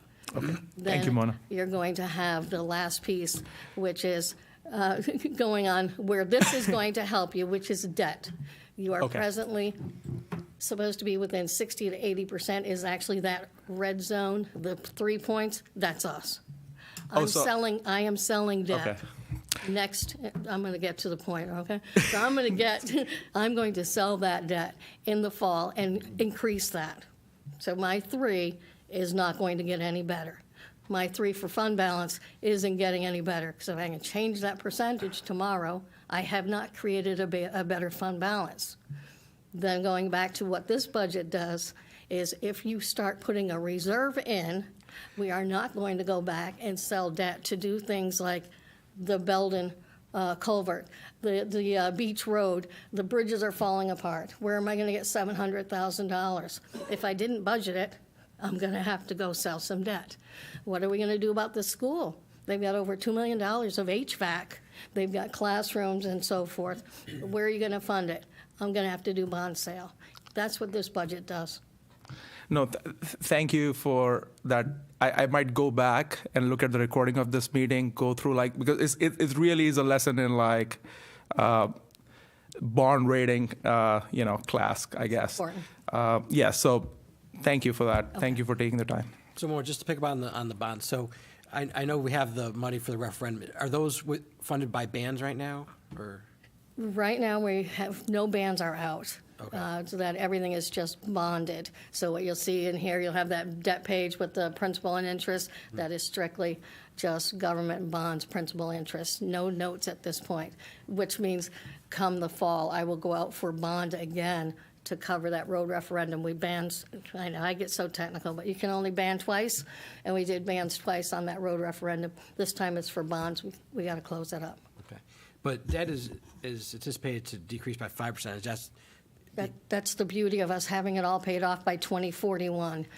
Interest does decrease slowly. Is that interest or principal? when this is debt? It depends which debt we had. We've had other people do these debts in the past. You can choose to say you want to have it, even payments over the next 30 years. I can choose to do a principal interest, have my interest decreasing. So, we'll look at the page. I've got But I'm about talking like 10 overall, outstanding. because it's like you say, Yeah. we're at 88% in 2022, 23. Went down 80, now we're going down 75. Is that just because we're paying, that's the amount of principal we're paying in next fiscal year? That's what to- it is, to bring it right. down? Really said, but keep in mind, when I do the next sale, that's going to back up. Is that 75% factoring that in?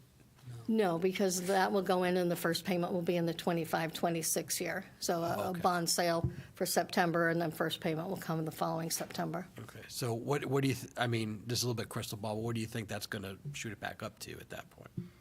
Well, if I'm at 80 million, I'm putting in another 6, yes. Yeah, I'm going to go up about 81% now. Okay. Can I pose a couple of questions about the cap on the fund balance, please? Yes, That cap, is that imposed by an ordinance or by the town charter? by ordinance. Ordinance. Oh, I thought it was in the charter. Okay, so that's something that we could then just do at the council level Should. to amend it then? Yeah. Okay, and just walk us through the substance of that, how that works. Yeah, so what you presently have now is the language says that you have to have the 5%. So anything, I cannot, if you needed, $3 million to balance this budget and not do taxes, I could not take it from fund balance because I'm like teetering on the edge of 5%. So it's restricting you to always keep 5% there. Then if you go up to 6, then you're obligated to take that and put it toward capital. So the way this ordinance is written is that I can't go below 5, but I can't go higher than 6. So we have kind of jammed ourselves in that narrow area. By taking that off, ideally, I would recommend that we say we want a 10% fund balance. And that way, we would not be, obviously, we should not try to use fund balance because you have to get the goal of, reaching the 10%. Every time you go through a year, if you have excess revenue come in, you build it up. If you don't fully spend your budget, that little bit comes up. And that would be the goal, is to get to the 10. I think with documentation in place as we do our bond review, to know that we took that initiative, that we're going to go in that direction, would definitely look favorable for us. So let me just illustrate this by way of examples and just, straighten me out if I'm not getting it right. So let's say we have a $100 million budget, and at the end of the year, after all the expenditures, you have exactly $5 million surplus, so that's 5%. You would be allowed to maintain that amount in the fund balance because it's at 5%. Do I have that correct? That's correct. Now, let's say at the end of the year, you ended up with $6 million. As I understand the way the ordinance works, you could only keep 5% of that in your rainy day fund, and then the other $1 million you have to allocate to capital?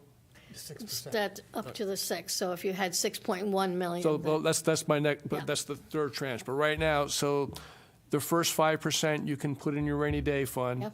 and then there's another layer of treatment for the next percent between 5 and 6. You can Okay. put that in your rainy day too. That go rainy day, but specifically for capital? Mm-hmm. Okay. So actually, you really can go to 6% as far as having a You can rainy go to day fund. 6. And does that count, that extra million, that extra 1%, does that count for purposes of the bond rating? That's also? It helps. All right. Yes, But you're saying then at 6%, you're at a hard cap? correct. So what would happen if we end up with 7 million? So we have the 5 million we can keep in the generic rainy day fund. We have the other million we put in the capital rainy day fund. We have this extra million on top of that, what happens? That extra million, the way you are written now, you have to put it as a source of revenue into your general fund budget For the coming year? and spend at least that on capital. And you have to spend it during that coming year? Correct. Okay. But I mean, isn't there always some capital need? I mean, that can kind of absorb that when we look at the type of projects that we have, the HVAC and swimming pool and all kinds of things. I mean, equipment replacement, it seems to me that there's a lot of opportunities, or really needs, that money would end up going towards anyway. Yeah. I'd say yes. Oh, did you want to answer first? That's the opportunity because a lot of these capital improvements cost more than $1 million. So that's the opportunity to start building up that Right. that fund, the capital fund, for we can't fund the HVAC this year because it's over $1 million. It's maybe $3 million. So maybe we put that into the capital reserve towards next year. So the following year we have $2 million, and then we finally get enough to do that project. But if we keep spending it every year, we'll never build it. So you're saying that could be money that we budgeted for a given year, but end up not spending it that year. That could be a source. Right, and that would really be like the ideal of these reserves. If you're putting something in and then you don't use it, then it goes back to fund balance, or in your case, you may want to put it into a non-recurring and just let this thing keep building itself up. What you're saying, what instead happens, if you end up with that chunk of money that was allocated but not spent, you can't roll it over and build it up. You're forced to spend it the next year on some capital project. That's right, the way it's written, yes. Mhm. Okay. We need to look at the So ordinance. if I recall, was this passed in 2015, this cap? What, do you recall when it was? I don't, Implemented I actually the think it ordinance? might be. I think it's older. Yeah, I think the 5% is older, the 6% to go to capital, it could be around 2016. Because we were at Yeah, I thought fund balance 5% for quite some time. It was the idea to Yeah, force that's what I us. meant. Yeah, I meant that additional, that 6% nuance. Right. Yeah, I think that makes a lot of sense, because I think, we're starting to move away, as your budget indicates, right, from that culture of borrowing. And there's not a way to actually start saving money if we're putting it aside and then we just have to spend it anyway. Right. Then we're not building up those reserves for these big capital improvement programs, which is exactly what we want to do, right? So yeah, that's good news. How often has it happened we've had that excess? Well, I think we had a nice chart in the town managers. We have probably, I'm trying to think back, maybe at least 5 or 6 years ago, because I think what we're doing now is we're taking it off trending and there, using it as a source of revenue and not letting it get to that piece. I'm thinking probably about 5 or 6 years ago, and that was used for education when it came over the 6%. So this would need to be an ordinance change. We have to go through the process, I guess, public hearing We and should. notice and all that kind of thing. So I guess that's food for thought after we get through budget. What would have been the rationale for capping it, having an ordinance initially to cap it at 6? To cap it at the 6. It was really, I guess, forcing our hands to always cover something for capital.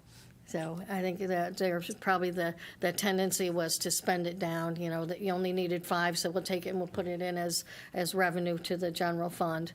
So I think it was getting us in the right direction to say, yes, now we're going to put something to capital. So if we continue to let it grow over maybe 7 or 8%, then it would be functioning almost like your reserve on a small scale. Is there any way to give us a cost that would occur in a drop in a bond rating? I could do something like that. Yeah, I mean, I'm nervous about dropping the bond rating, but I also would like to know the cost, right? So, I will. Any more questions for Mona? All right, so now we've had our accounting lesson. Jeff and I are putting in for an hour of CPE for that. We'll be getting our education credits. Moving on to central services. Well, it's still going to be me, but I promise it'll be shorter than the last one. Are we central services? Yeah, and taxes Yeah, after. yeah. Okay. Central services. I think this touches a little bit on when we're talking about, do we do anything as like large, not so much Board of Ed in town, but this is the page where we do supplies for all town departments, rather than having them all go off and do their own thing. Anything that's more central related. Let me kind of scroll down here to the numbers. And what we'll have in there for fees, we do anything central. We've got advertising in there, we've got postage in there. Back to, I jumped by the fees real quick. Fees is all banking fees. What that does, it works rather well for us. You can see in there, the actual number shows a negative 30,000. We have a consortium with the bank that says if we do at least $1 million of paperless payments, whether it be a direct deposit check or a credit card payment or ACH and so forth, that they will give us in advance at the beginning of the year. Ordinarily, that will be enough to cover all the banking fees, so you should see that balance out.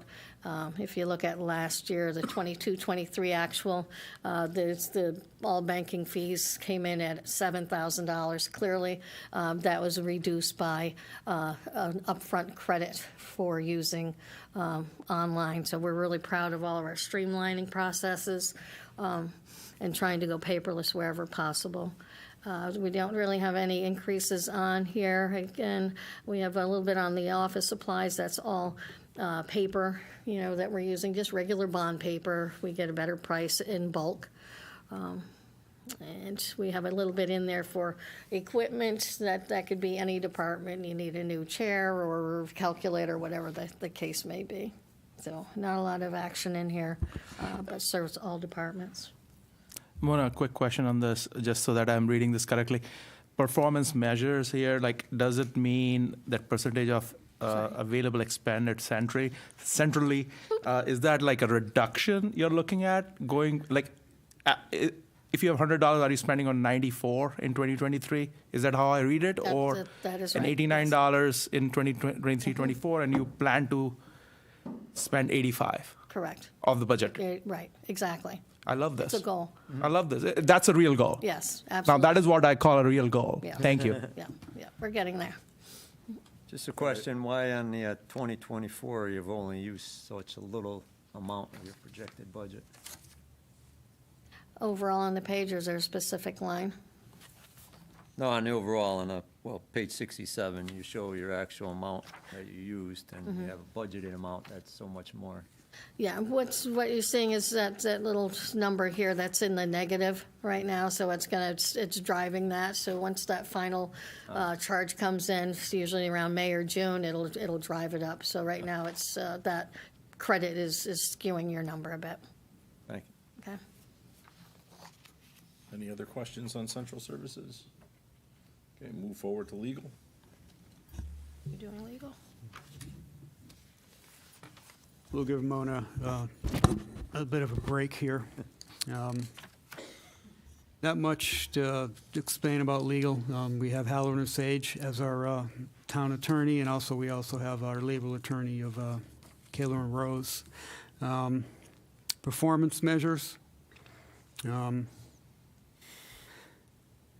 retaining the legal costs. We're trying to looking at maybe 10%, but we have to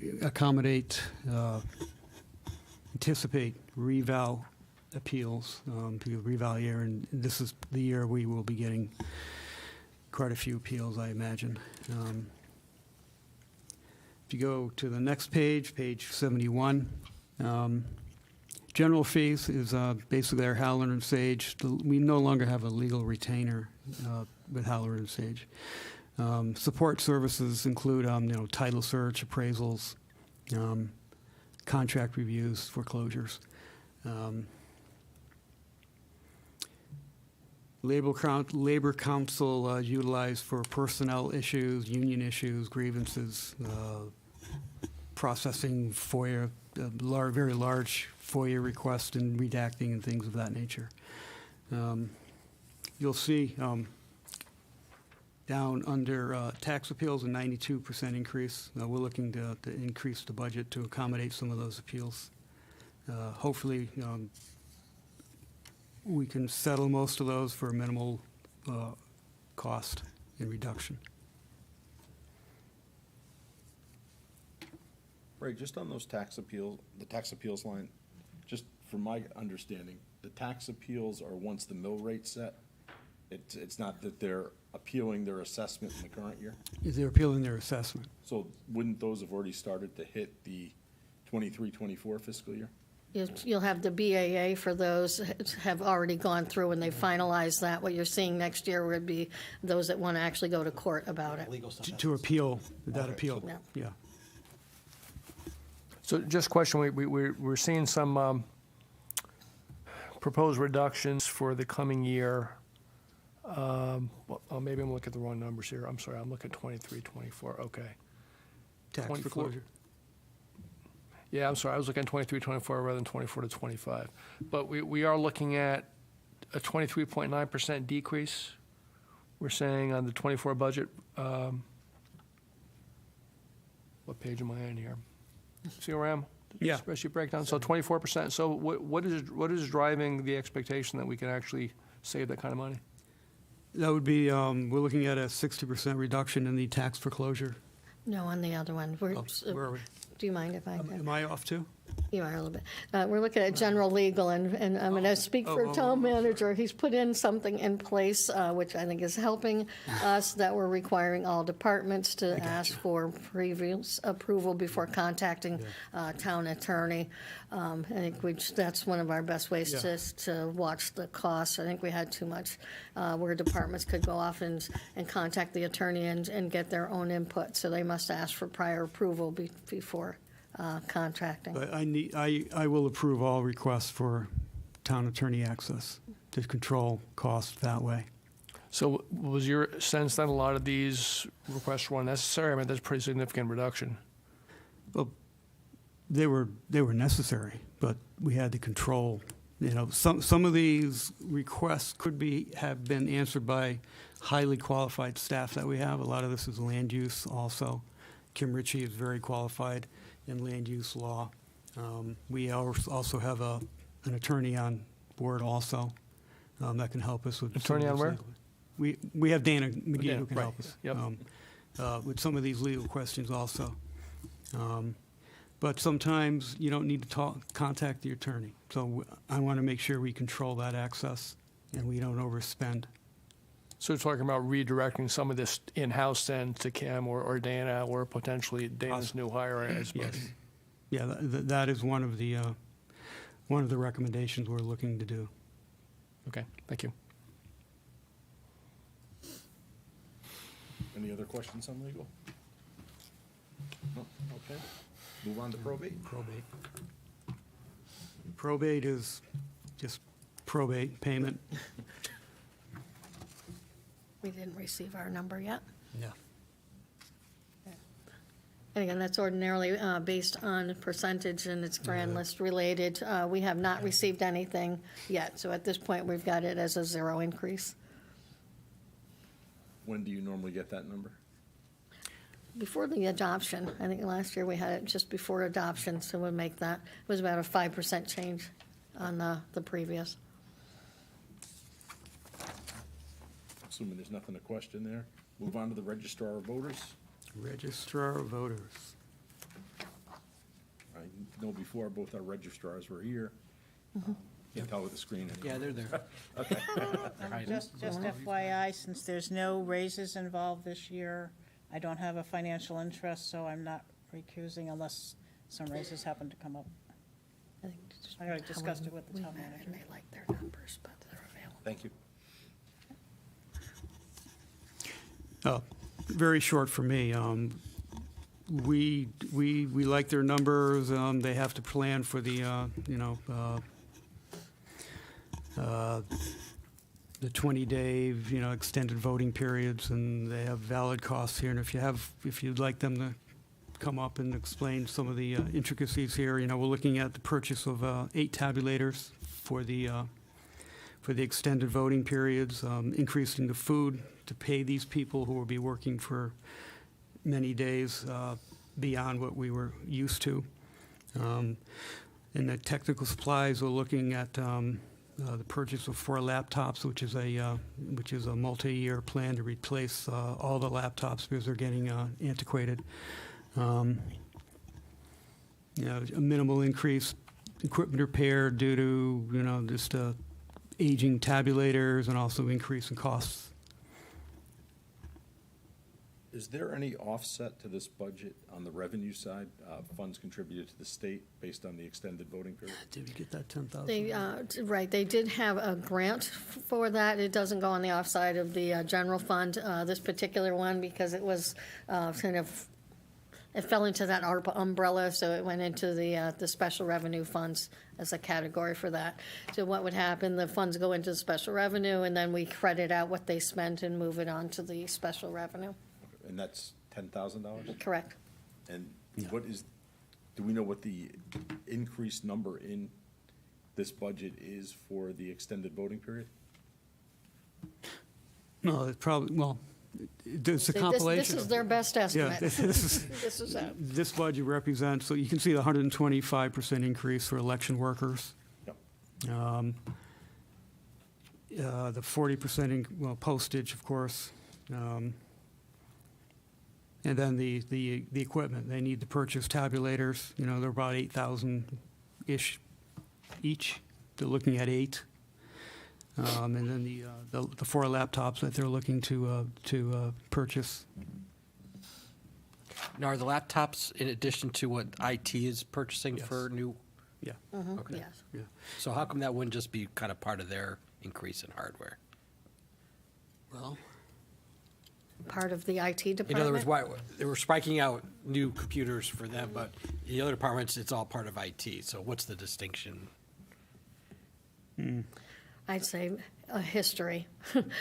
We have had just historically anything that's registrar of voters to keep it separated and tracking for that. There's no reason other than, confidentiality, possibly. well, aside, but to not put in his budget. He does have input before they buy anything, so they work with IT, but it will show up as a cost for that department. And another large hit you'll see is a 288% increase in food to pay the volunteers and the employees during the early voting. I would like to know, how many extra votes we got because of this. We don't have that number, or do the registrars have that? How many You extra? don't? Okay. Voters we got to take advantage of the extended hours. And by the way, Why don't you both come up? We haven't done it it was only for a primary they've done it so far. well, that's less, you're right, but. And just, the tabulators are not due to the early voting, the tabulators we need, period. Is that correct? Yeah, but the food we don't, right? No, I'm just asking about the Yeah, tabulators. Yeah. Get to the food. For early voting, the total number of votes that we had was 160. So How many days was that? it was 4 days of early voting.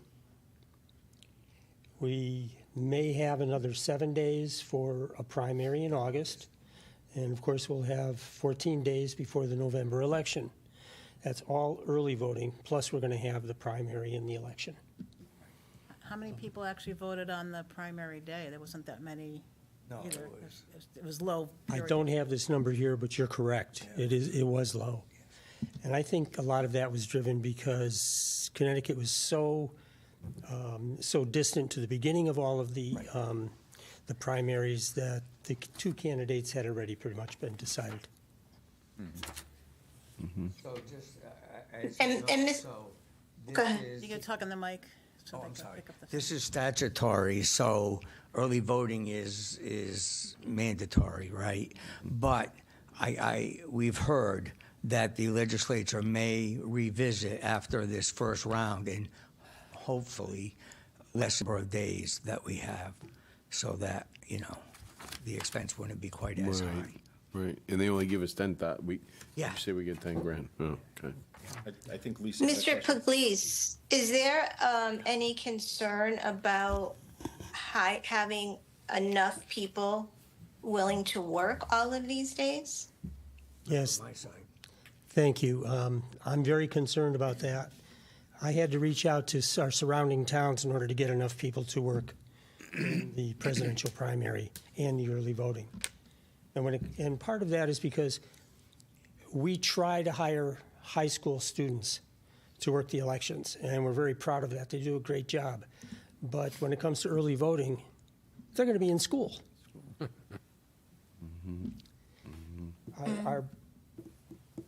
Our biggest concern is that locally, we're not really controlling the direction of this. We're trying. We're working with ROVAC, who's the Registrar of Voters organization, and we're on some of their committees. I'm on the legislative committee, so we're trying to influence our legislators to do things that are in compliance with what would be good for our community. We'll see how it all turns out. Does the state require a minimum, like a minimum wage for these workers? And how do you determine what you pay them?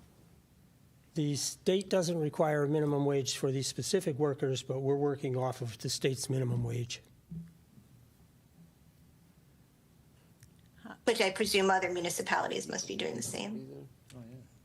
Generally, that's true. I can't swear to all of them. So, Madam Mayor, where, for instance, our moderators have more responsibility. So for early voting, by statute, we have to have a moderator and we have to have 2 assistant registrars, one from each party in case somebody does curbside voting. So I think in this budget, we put in for moderators $21 an hour for early voting. And for assistant registrars, I believe, I'd have to go back to my notes, but I believe it's like $19 an hour. The rest of the people get just above minimum wage, probably like $16 an hour. So. How many total workers? And now, forgive me for not knowing this, but are you salaried, and are you able to get paid for the extra time if you put that into the budget? Honestly, we are salaried. We don't get paid extra for what we're putting in, but even with the early voting, I mean, we get paid probably above what most registrars in the state get. Tom can speak to that. But. Yeah, this is causing us a lot more work. When I say that we're working with ROVAC for the legislatures, a basic time on that is 2 meetings a month. We have 2 meetings for each year for ROVAC and the Secretary of State. Beyond that, we'll have the additional monthly meetings on Zoom with the Secretary of State, and then all the extra time in order to work, such as they're forming a Title IX committee in order to review all of the laws for elections, and that's something that I'm pursuing. So there's a lot of extra work involved, and it's the only way that I know of in order to help our community.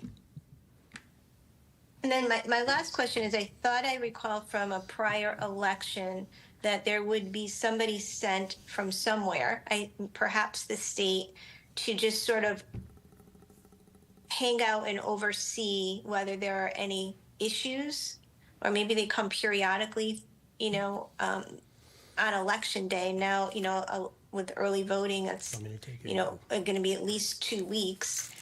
Is that somebody that we pay for, or is that somebody that the state offers? Well, you're right. The state has the ability to send people to monitor us in any aspect of the elections. And whether they actually do or not, it's up to them.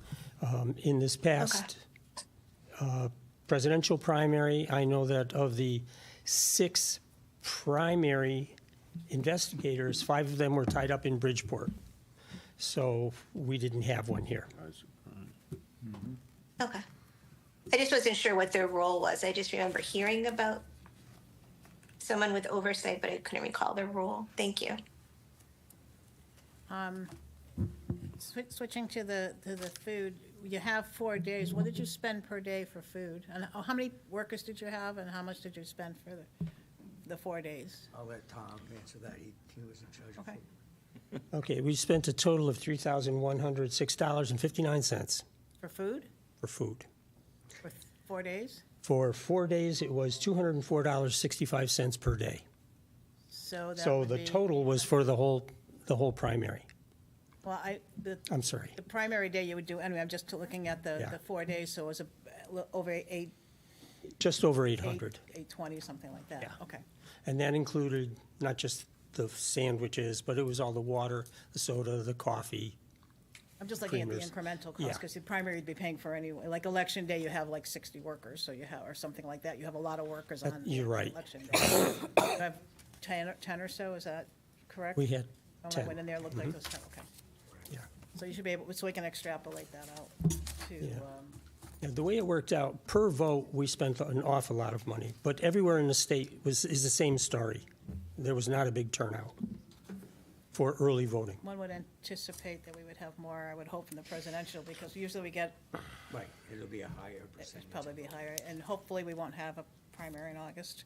Yeah, and the state is already asking us to advertise more and do public recognition of early voting.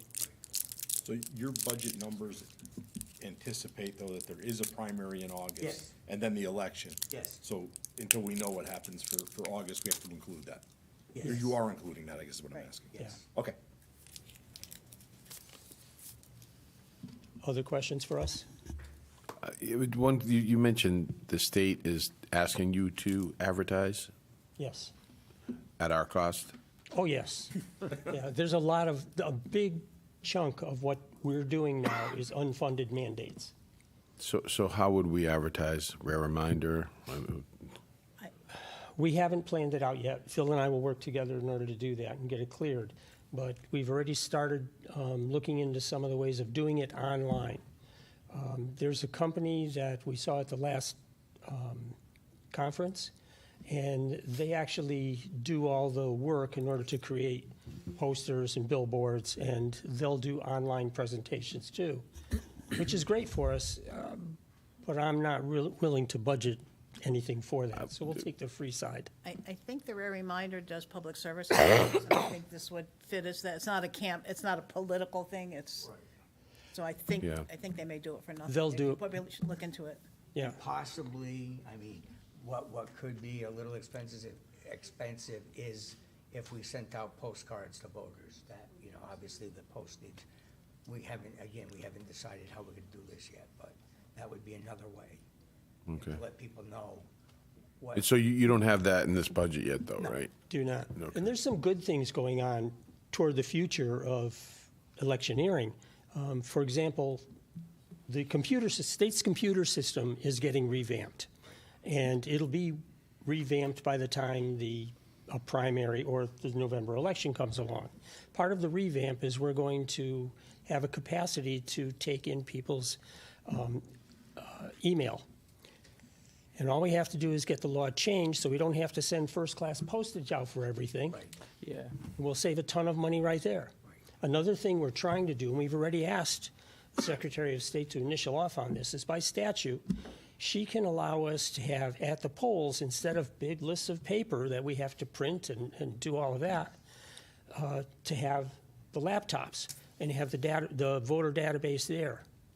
That'd be much cheaper. But a lot of that problem is security, unfortunately, so she hasn't signed up for that yet. Well, I don't know what her reason is, Well, but, it's you know. security. Security. It's security. So, So we are trying to make voting as efficient and pleasant for the electorate as possible, and still as accurate as possible. Thank you both. Yeah, thank you. Thank you, Tom. Moving on to economic development.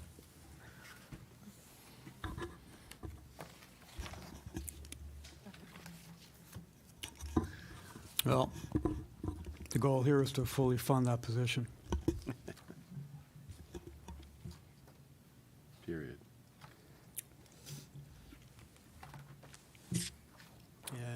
And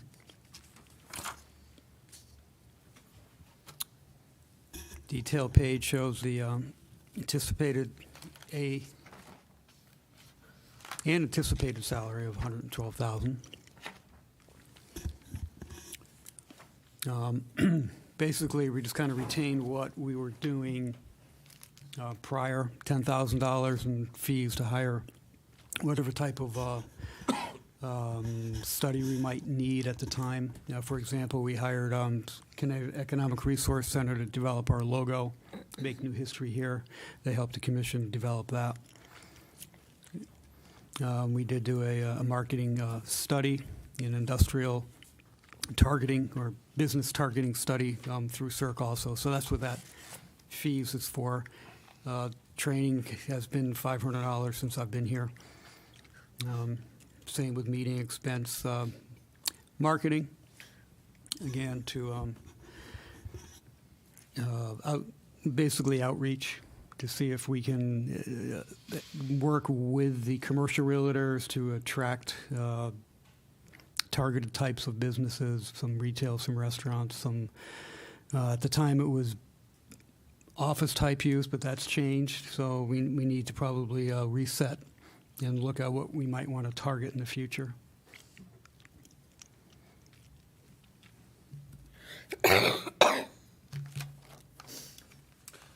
So let me ask you this, Ray, like who is doing all these, let me put it this way, who is performing all these functions today? Is there no economic development activity today in town? I still do what I can. I do get calls, on my cell phone because I work with commercial realtors, so they'll call me and ask me a question. I still work with Kim Ritchie. They get people in. She'll inform me of, let's say, there's somebody coming in to look at, 2000 Silestein Highway, for example. So, Sure. So I still do that.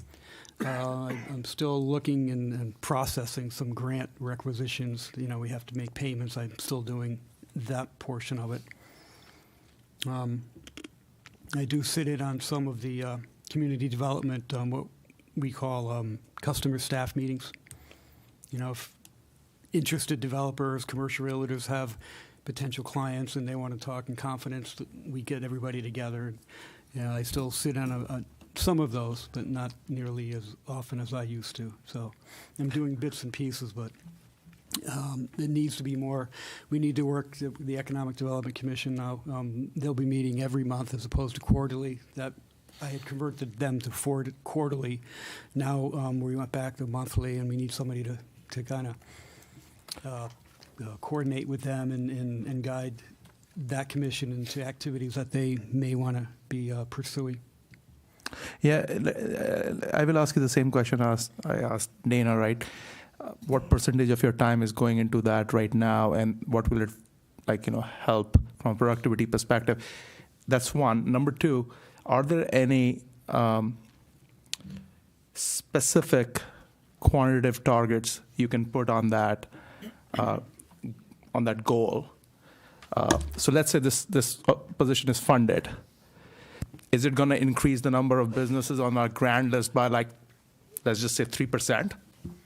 Yeah, as you know, government doesn't create jobs. We incentivize jobs. So it's difficult to calculate how many jobs this position has created or would create, because just as an example, I work with a commercial realtor for months and months and months, even a year, working possibly on a client they have.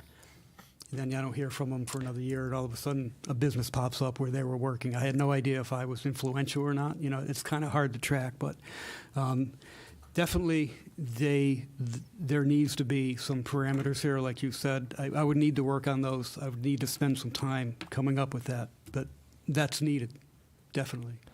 Yeah, I would like to see some quantification of those, something tangible, which we can actually work with. And the reason is, in the past, you have occupied that position, so you have some estimates, some data you should be able to extrapolate from. Sure. So that's why, if you're more specific and what the gain is, what the ROI is on that, and not particularly jobs, it's just number of businesses which come to town. That's a pretty easily quantifiable, relatively easily quantifiable thing.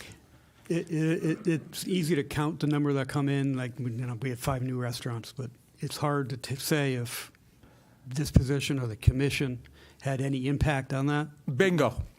That's my concern, right? So if we were able to, like, how much we'll be able to attribute to that new position going forward.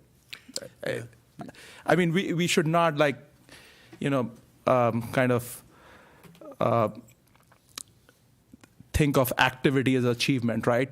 I mean, there is a person in the chair and he's doing a lot of activity, and that does not always translate to achievement, right? So that's what I'm going for, like something to actually tangibly hang our hat on. We can work on it. Thank you. I got a couple quick things. When we do these things, because, based on our earlier discussion, if we have a 40% cost of benefits, maybe that should be a line item in there, because a 112 salary is 157 expenditure. Is that somewhere else? It is somewhere else. So for each new position that we're considering, there is, for example, in employee benefits, there's the factor of what would, and I usually pick a two-person. I don't pick a single, I don't pick a family, but I put in like, what's the mid-range? So there's a factor within the health insurance. So if these were not funded, that would come off. And then the FICA is a percentage of salary as well. So pension contribution, unfortunately, is not really position to position. That's actuarially stated, so it will not necessarily have that. Yeah, I'm just thinking if we're going to make a decision on this position, I think we go 157, then plus the expenses that accompany that. And then the next thing, Ray, you were in this position before. How about retaining companies? Did you play a big role in keeping companies here? We did have a visitation program, which is a retention program. Over the course of a few commissions, we would go out and visit businesses and get a feedback. And I know you may not believe it, but every business we visited, they had absolutely no issue with the town. Even with our building departments and our zoning enforcement, they had no issues. And if they were looking to move, it was more of a lease situation. They couldn't work with the landlord. Landlord didn't want to do any type of creative financing, and also just a lot of these businesses are owned by larger conglomerates, and they just decided to pull out and relocate. We had nothing. We couldn't do anything about it. But retention, that hasn't occurred. The visitation program hasn't not occurred in quite a few years, probably 5 years, 4 or 5 years, maybe 3. But that is a key component in retention. So I can't answer that question right now, but in the past, well, I would assume that'd be one of the responsibilities. Yeah, it is one of the responsibilities, and just going out and talking to businesses is key. Of retaining them, letting them know that there is something here, there's somebody here, there's even a commission here that will invite them to a meeting and talk and what have you. We used a commission as a marketing tool. The then Rocky Hill Chamber would bring businesses in to present, because it's recorded, it's on TV, and it gives them exposure, new businesses, existing businesses. So that was a retention process, but to try to get a handle on whether, we visited somebody and that helped them stay. It's hard to grasp if we actually were effective. It sounds easy to okay, because of economic development, we attracted 28 businesses this fiscal year. Well, or we don't create businesses. Maybe through the commission or through me, I proposed some changes on the plan of development, then we proposed changes in the zoning regulations. I changed the zone that allowed more uses. That type of activity allows businesses to come to town and locate where they normally would not have located. And general question, what's our capacity to expand?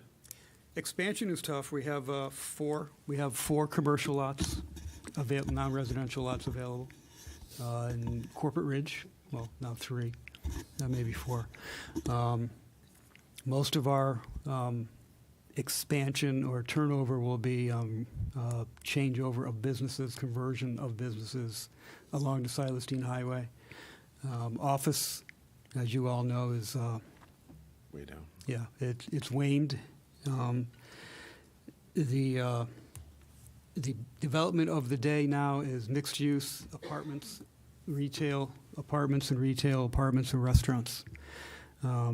Mixed in maybe a little bit of office. You know, we're feeling that now with Corporate Ridge, you know, with the affordable housing vessel project, possibly another application to convert some office space to residential. And as a note, actually, residential development is a higher value than some of the office and distribution uses. Might be a higher expense, too.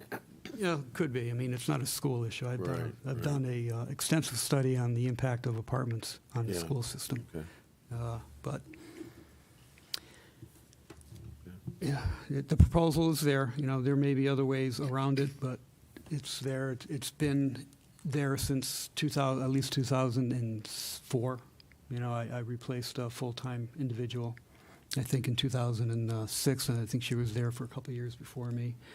And it was an important, at the time, the town council thought that was a vital position. And I was involved in the larger projects in town that you've seen over the years. Obviously, you have it on here, so you think it's an important position, but you do think that we're sorely missing that? Yeah, I do think there is a need. Yeah, we have a commission now, and, you know, they need to be coordinated, they need staff to, you know, to help them do things, and to organize them.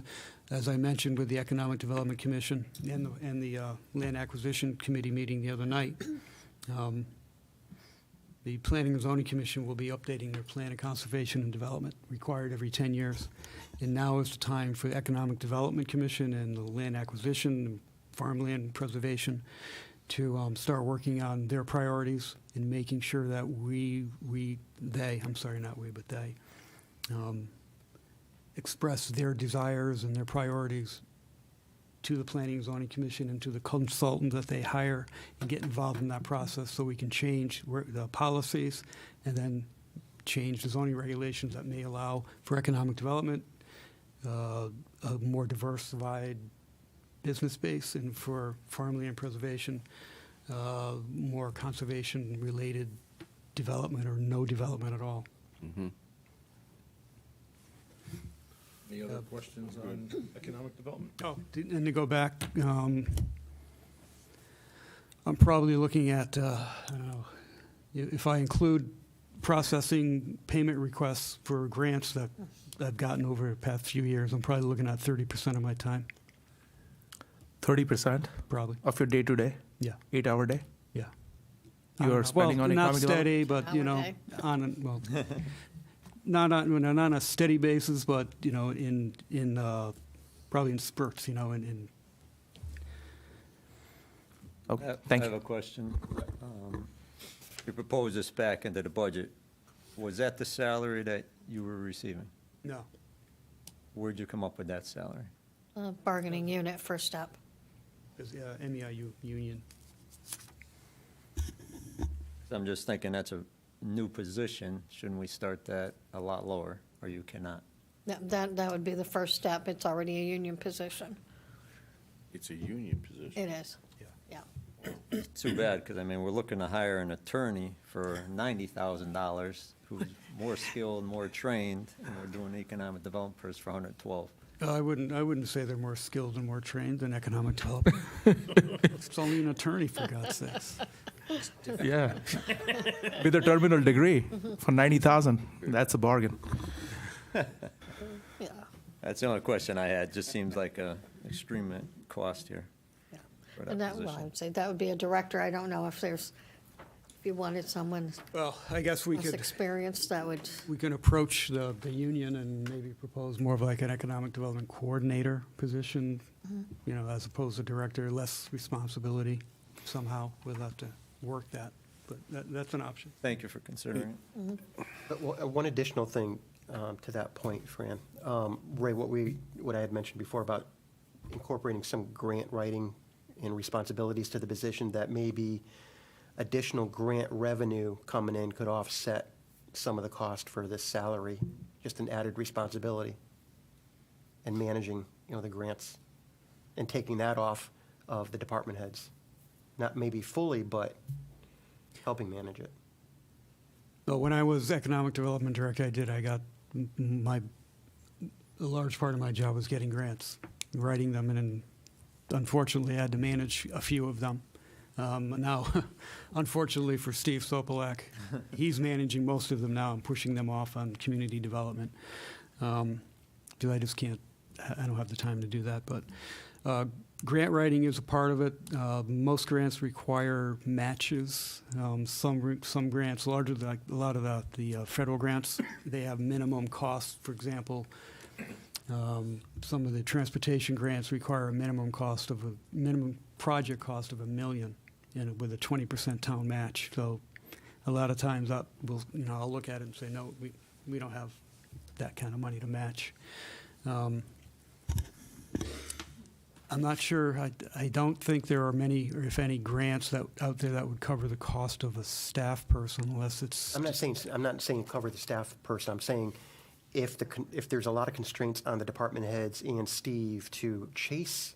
Oh, grants, I gotcha. To chase grants. This position would. That position Yeah, could absorb some absolutely. of that, and where grants could have been missed or there's no time Yeah. or whatever, that this person can grab that. And that's what I was doing. I'm not there to do what I used to do, so things are building up. We have limited staff, and the more projects, the grant project, it's harder to manage. Right. Thanks.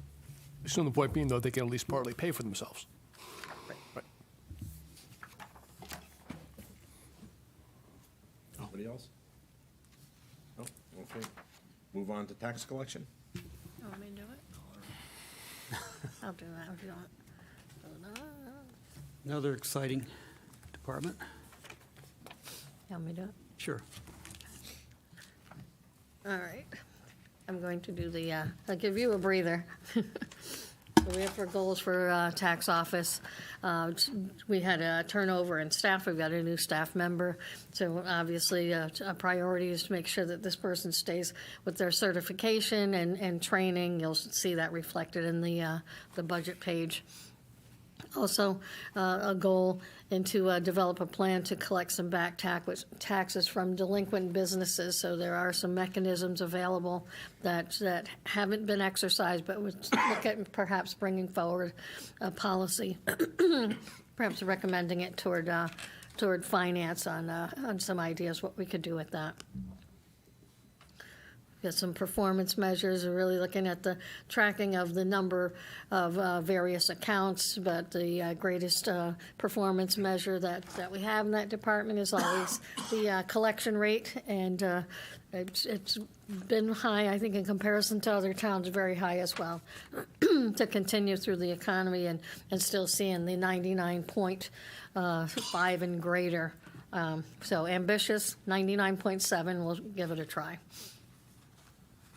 As far as the expenditure side, again, mentioned some of that in the goals. Decrease on the full-time salary, that's turnover, somebody coming in at the lower level. Of course, the offset to that is the training, having someone new and being certified, which is a plus for the office to have a certified person in the tax office. So additional training, as well as the fact that prior year we had cut back some of the training. So it's a replenishment as well as doing training of the 3 staff members. And a modest increase for software. Postage, well, hopefully, it'd be nice if that decreased, but I imagine that's just the direction we're going. Postage, for the most part, for the big bill send-out goes out of the technology software. This postage is for the delinquents and so forth. And I think those are and again, the dues and subscription, a reflection on the change in staffing. We'll have dues and subscriptions for the 3rd individual. Mona, can you explain what real estate accounts are? Is that the grand list, like personal property accounts, and Similar, they're coming off of the same system. These are actual tax bills. How many tax bills? Yeah, but how does that as a performance measure? That's just a function of like maybe the economic development director, but not the tax collector. He's Yeah. doing nothing to like do that. In fact, I think that I was trying to make that point when I was going over that. I said you were seeing a count of the individual bills. The strongest performance measure was that bottom line, which is the percentage. So, Yeah, it shouldn't be there. That's all I'm saying. Yeah, that's. I mean, the performance measure is the last one. You're right, but I think it shouldn't be there. Like just it's not a performance measure. By the way, that number went down. Yeah, actually it Right. did, but 99.6 and then went up to 99. No, the amount of 99.5. real estate accounts Yeah. went down. Right? Oh, yeah. What? How did that happen? By the way, we burning houses down? I hope not. I don't. It's an actual count. I'm sorry. I don't know. I'm sorry. I don't. Yeah, is that like a like the 99.5 versus 99.6, Mona? Like, is that like from a actual like revenue expectation perspective? What does it translate to? Like that 0.1? Like if it drops from like 99.6 to 99.5, or it goes up by 1. I mean, what is Right. that in real dollars? Well, what are we going to have? Like about 1.1% of about $80 million, assuming that's what we're going to calculate that out. So, Okay.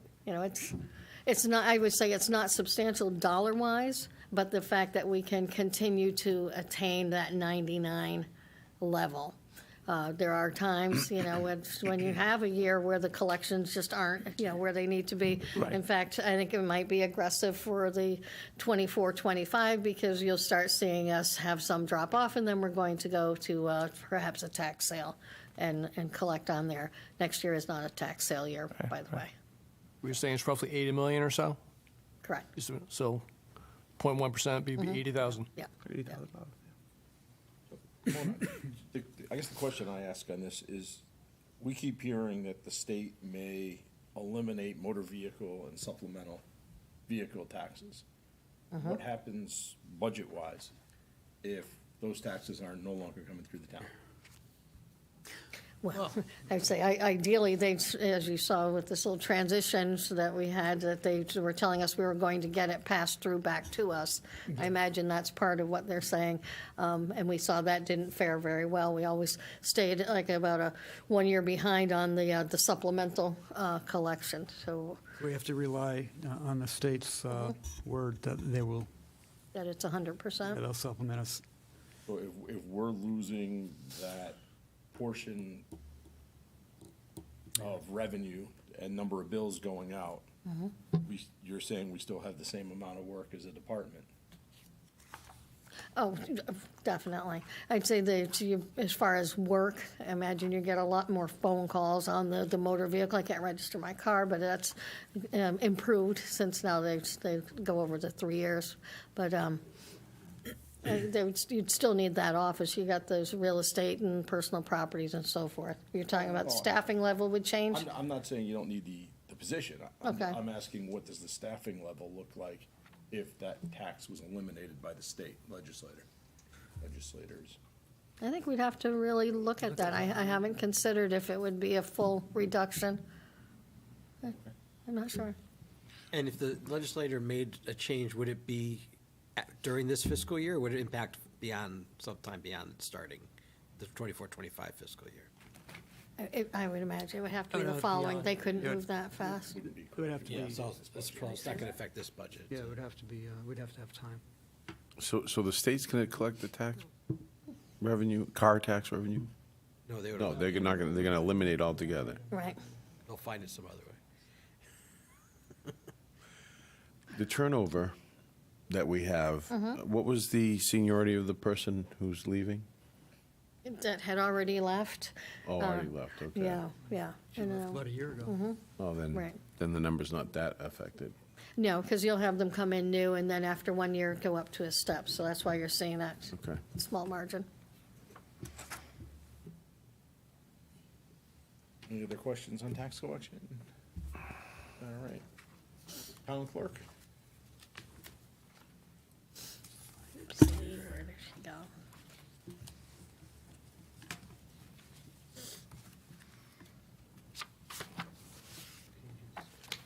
You good?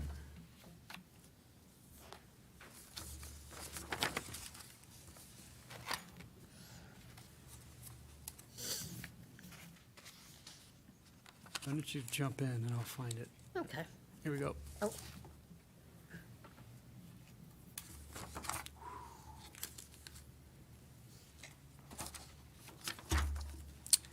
Town clerk. As expected, there were 4 goals and 1, 2, 3, 4, 5, 6 performance measures.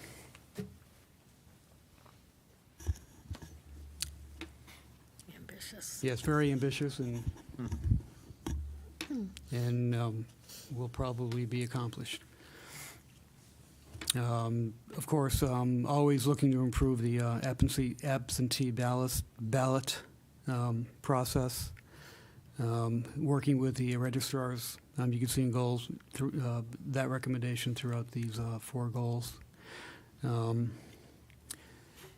Continue or resume and continue indexing and scanning the historic land records. And we did receive quite a historic, just off topic, we had asked Sandy to look to see if she could find a papers of incorporation for a grant.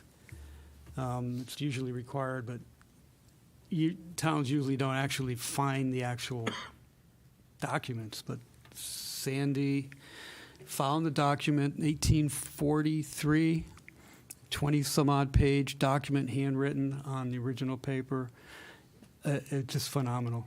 We need to frame that and also send it off to the Historical Society. So just a side note. Of course, the I believe annually the $7,500 preservation grant. Continue applying and acquiring that money. Going through the performance measures, just looking at what is expected to be recorded for land records. That's down a bit. That's probably because maybe the interest rates had increased a bit. Maybe people are not refinancing quite as much. Some of the housing issue, the housing market might be a bit slower to sell people to finance, so that was down a bit. And then also preparing the absentee ballots for the elections and referendum primaries.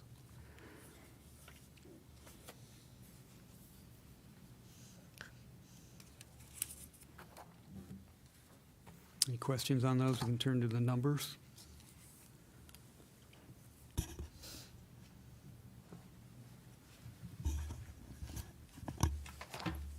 Looking at holding steady on the overtime, training minimal increase. That training has to be state mandated training in conferences. The election vitals are absentee ballots and legal notices, etc. Slight bump in the technology software, just the increase in the contracts. The technology software is the IQS, which is the land records search program, as well as the fraud alert program that you could sign up for, and also microfilming. General code software for updates, Laserfiche, onboard software, which actually the onboarding is the software that manages all of the boards and commissions. They're the who's on the board and commission, what are their terms, and when they expire, when they were elected. It's a searchable format for people to access.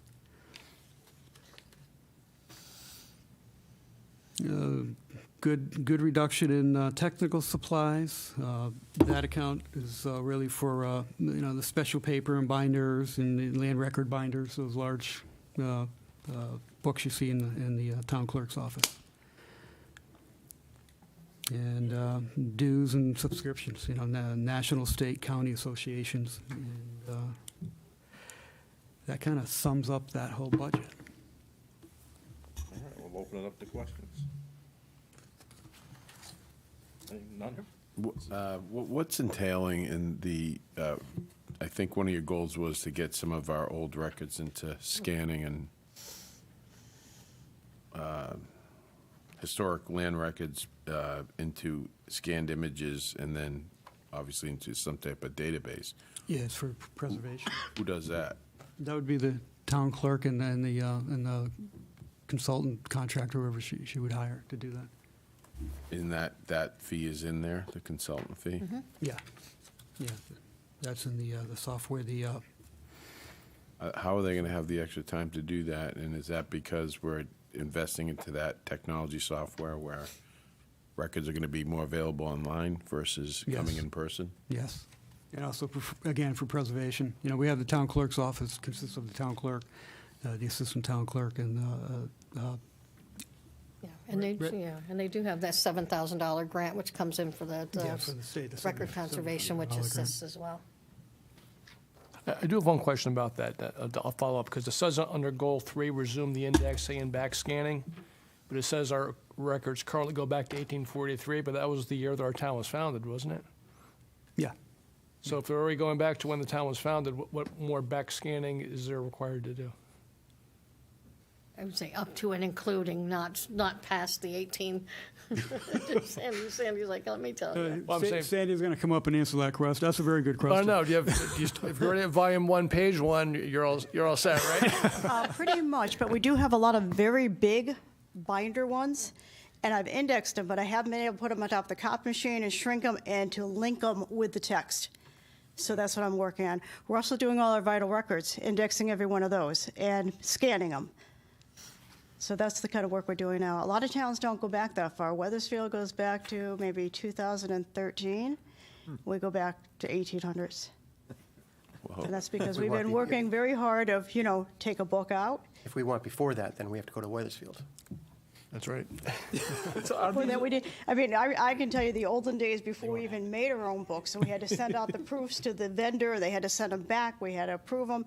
We have all this technology now. We can do a lot of things in-house, which saves a lot of money.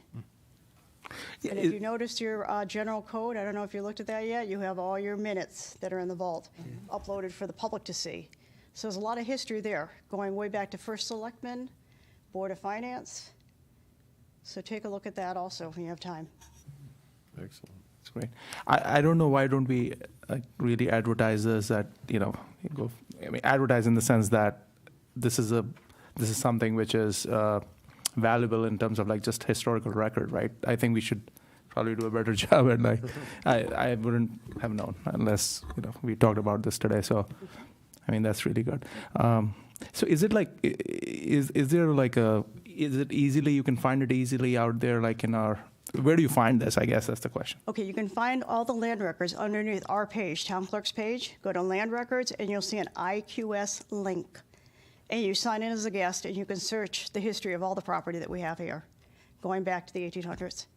A lot of them are handwritten. They're hard to read, but It'll be fascinating, though. that's how we confuse the younger generation that doesn't know cursive. Don't tell them that's what we did to them. but Yeah, We're not I think that's translating that to print either. Yeah, cursive is like, Right. yeah, I mean, it's getting our like joke of them. extinct. It's getting extinct. Yeah, you should look at like how my son writes, but it's. I'm going to go back to the FOIA thing we talked about, but when people, like when attorneys would do land, title searches, whatever, did they have to pay a fee to do that search? There is a fee for copying. They can view anything they want. If they do print it without that watermark, I believe it's free. Mm-hmm. But if they want one without the watermark, they have to pay. They can come in our office, do the same thing. It's the $1 per page. So it's easier for an attorney to work with Rocky Hill than it would be Weathersfield if the record was prior to 2013. Right, because we have our images there. So they get, so they get charged if they go to Weathersfield, they don't if they come here. Is there a They'd have way to to charge spend more for time that? in the office. During COVID, we didn't have to open our vault. Right. They did. Well, I'm just wondering, is there any motivation or, trend that we would start charging for those records online? We just charge whatever our vendor allows us to charge. So we are limited. Yeah. Okay. So we do get, $1, and they split $1 with us for every copy. On the copy, I'm actually going to online. Online, Do anybody charge for online access? yes. Yeah, you pay by the page when you get it online. Some Oh, you some do have still? I subscriptions didn't know also. that. Thank you. Yeah, Okay. they might have a subscription fee that they have to pay. And then we still get some revenue from that. We do, That's great. we do. Thank you. Anyone else? No, thank you. Efficient. That's good.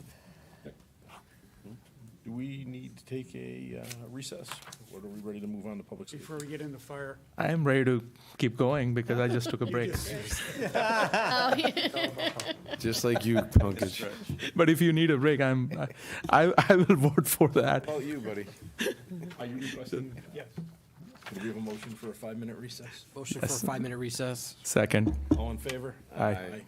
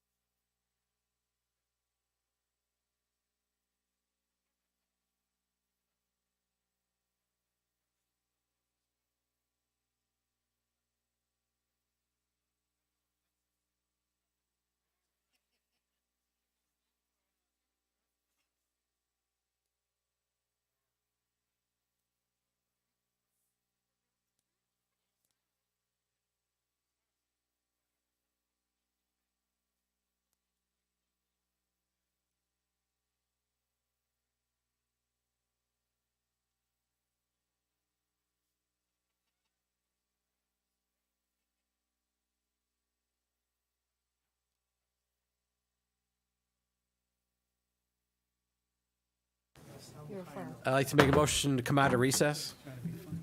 Do we have a second? Second. All in favor? Aye. Aye. Okay, we're at a recess. Moving on to Section B, Public Safety, Fire Department, Item A, Supervision. You get there. I'm in the wrong fire.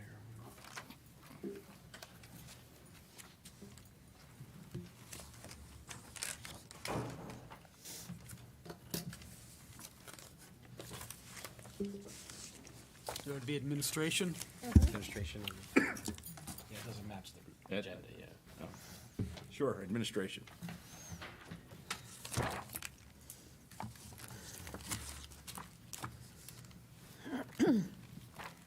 Priority of the chief is to continue with succession planning, which ties back to a priority 4. Obviously through education and training.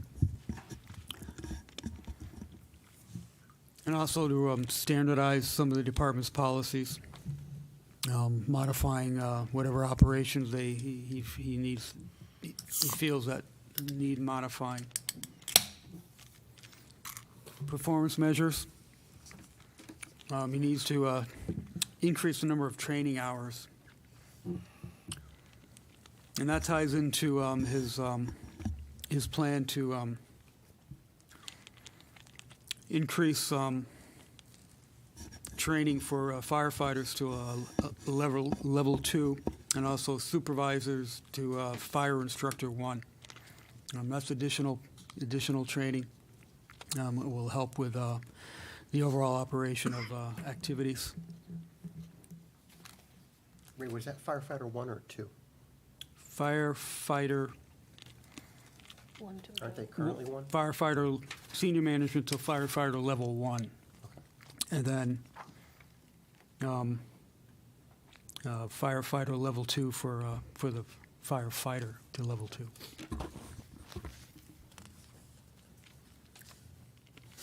In the modification, going back to goal 2, the standing general orders would need to be modified to incorporate these new training levels.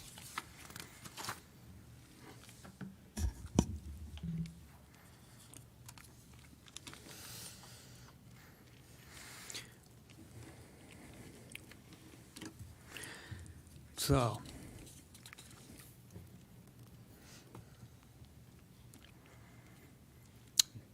should I go down this list, or do we have specific questions on some of the increases or some of the? Why don't we look at that? We have a $29,000 increase, and then we could pose questions based upon that to any specific line item.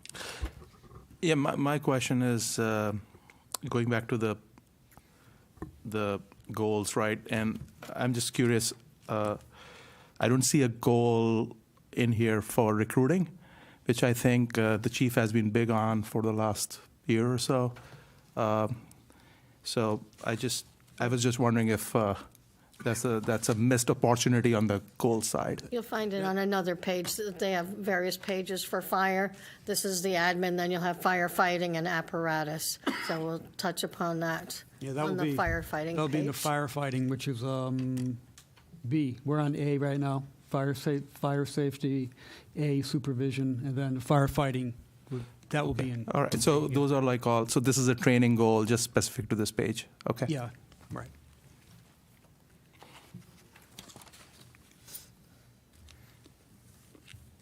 Is there a specific building repair for the $12,000, or is that just an overall increase? That would be for the installing the replacing, improving the vents. You know, there's the ventilation for the trucks. Okay. Yeah, for the garages, And also the trailer inspection. and also the burn trailer. That's for. And how frequently? for inspection. How frequently do we need that? That needs to occur. Like, what is the frequency of that? For the burn trailer? For both, like, yeah. That I don't know. Is that a yearly expense, or like what is the frequency? Maybe the chief could just give me a question, give me an answer on that, the frequency of inspecting and, Chief, can you come up to the mic because then it will be on the record?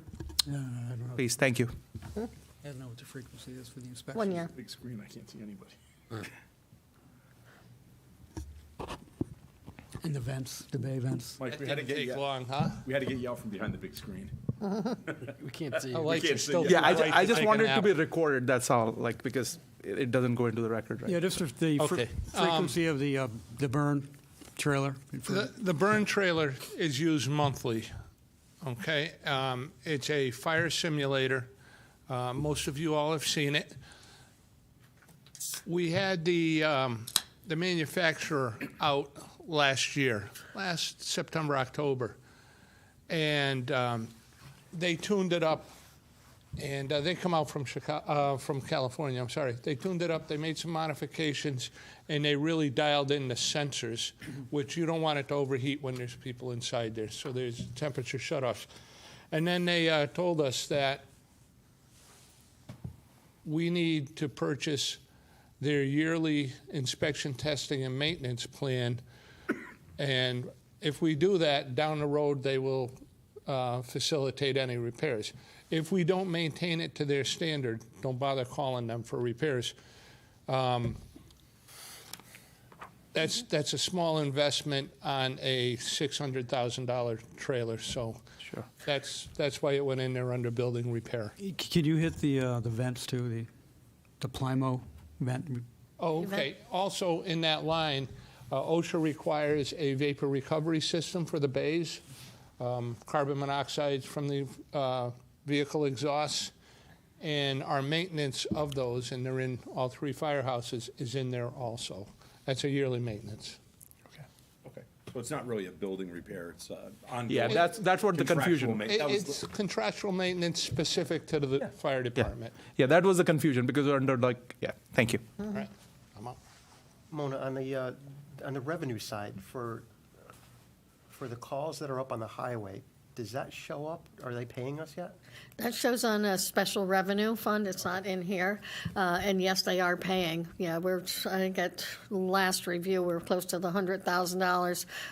It is going to stop, my understanding, for the next few months, but they tend to be running about a 60-day delay. So we're still going to continue for the next couple of months on revenue, but coming in very nicely. So, I mean, do you view that as offsetting some of these expenses? Like it was, theoretically, yeah. I mean, you don't have to do a graph or anything like that, but I'm just saying the revenue from that could offset basically some of these increases. Right. We've used that to offset some of the more big-ticket items that would have not even fallen into here. I'll take his thunder, but we had the transmitter upgrade and so forth. So those are things that we would not, it actually would have been one of those good capital items if we didn't have the highway money available. Right, okay, thanks. Yeah. If you haven't come and talk about. Question within this breakdown, you have a salary category. Who gets paid in this salary area? That's the secretary, one person. Okay. Could you just tell me about those services? There's purchase property service, purchase other services, purchase professional services, what they are, a little breakdown on those, please? Okay, go ahead. Let's go, the first, purchase professional services, support services. That's the Red NX, that's their, that's the system they use to do all the tracking, and for all of the activity for each fire call. It's their software program. Oh, okay. Reporting software. As the SDS and OSHA, Yes. just a little bit of every software support For item online in there. inventory, yeah. Yeah. Purchase for the purchased other services, that's the, for the Fire Institute of, I'm at meeting, I'm in the wrong one. That's for the regional drone meetings, the purchase other services under that program. Under that category, we have meeting expense, telephone, those are all the different categories under that program. And then we just talked about building repair, that's the fire training. Is communications the radio, or Communications. what is that? Yes. Yeah, the radios, the iPads, batteries, and all the remote mics and what have you are categorized into the communications. So that property service one was the, well, we already discussed? Yeah, the Building totals purchase property services, that one? Yes. Yeah, that was the building repair, Okay. yeah. Yeah, Thank you. and those are subtotals of the grouping, and that's why it kind of looks like it's not extra items, it's just the way that's appearing as subtotaling. It's not an individual line. Thank you. Any other questions on supervision? Move on to item B, firefighting.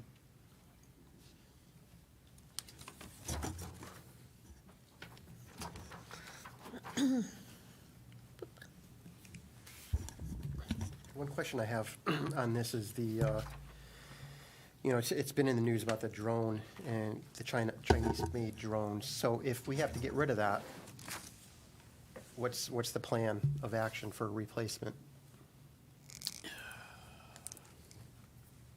We'll have the chief opine on a particular Not looking for a proposal. performance goal or measures or anything like that, just.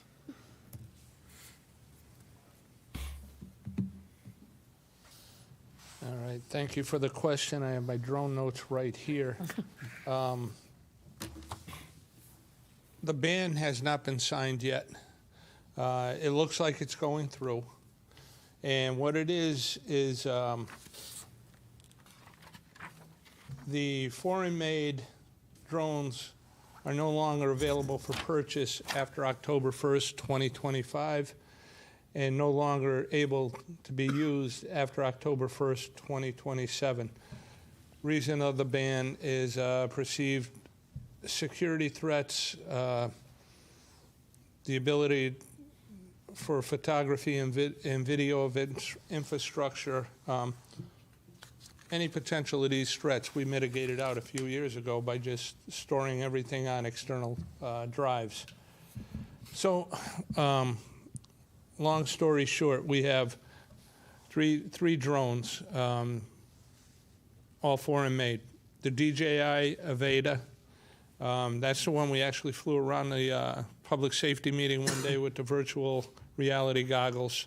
Next one up is the DJI Maverick. It's a quick reaction drone with thermal imaging, both PD and fire carry those. We're able to get them up flying in less than 3 minutes. And the last one is the Matrice. That's a very large platform that can fly in sustained winds up to 35 miles an hour, 200 zoom camera, thermal imaging, range finding, active tracker, spotlight, etc. The Mavic and the Avata can be replaced by a Brink Lemur. How much are they, Mike, on average? Oh yeah, it's the Mavic costs about 10 grand, John. The Aveda is 1,200. To replace them, you can replace them with one drone, but that's about 30 grand. So it's 300 times, Okay. or 300%. I'm sorry.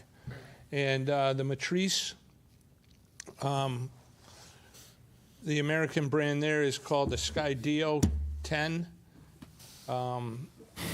It's about 25% more. However, it doesn't have the capabilities. So we're not talking apples to apples. We're spending more and getting less. The plan for replacement down the road,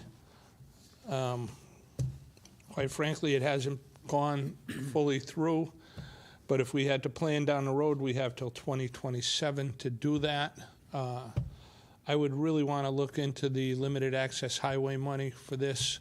We do use them quite a bit up on the highway. And that was the reason for my question before about, I didn't know it was 2027. I thought that you had to plan something in the next 12 months. So where was it in the budget? But if you have another year and a half. Yeah, 2 this years. hasn't passed the House yet. The Senate passed it. So the House hasn't passed it, and then it has to go to the governor. So we're still a little bit of ways away. I'm not sure how long that whole process takes, but it'll probably get signed. Okay. So that's the current plan. Thank you. Mike, just to follow up on that, what's the life expectancy of a drone? I mean, how long do those last? Our oldest drone, and that's a great question, would be up for replacement 26, 27 anyways. Okay. And that's the Matrice, which is the largest one. Thank you. Can we sell it to Berlin? Use one? Can we? Doesn't have his stuff with him. All right. Sit back down. No, why don't you stay there for a little while? Maybe near the front row. Yeah, just sit down you can sit in the front row. You're anticipating more questions Yeah, for him? do that. I got a question on the salaries. Big increase in the salaries, and who gets paid? Take that finance. All right. So definitely the big increase, just to point out that you're seeing in that actual column there, that again was like kind of early February-ish. So since that date, we are actually at 252,000. You usually see them come in quarterly, and this is the paper call money, as well as for the chief as well. So you will expect probably another, it's looking like $66,000 a quarter. That line item will most likely close out the end of the year around 320. So that could be an overage, and it's really just an increase of participation. I mean, it really is just the numbers of individuals. So we have it for next year for the 340. We do have a transfer from the emergency management director salary line, not the full 83. There's about 40,000 transferred by closing that line. That's going to offset some of that increase. You're saying that the fire departments get paid to go to these calls? They do. What do they get paid to call? Do you know? He has the formula. Currently, the pay is $15 per call. Thank you. Just a quick question. Also, the fees seem to go up quite a bit. What's the fee, professional fees, service fees? That would be your physicals. Yes, the physicals, and I'm glad you brought that up, Fran. The OSHA has proposed,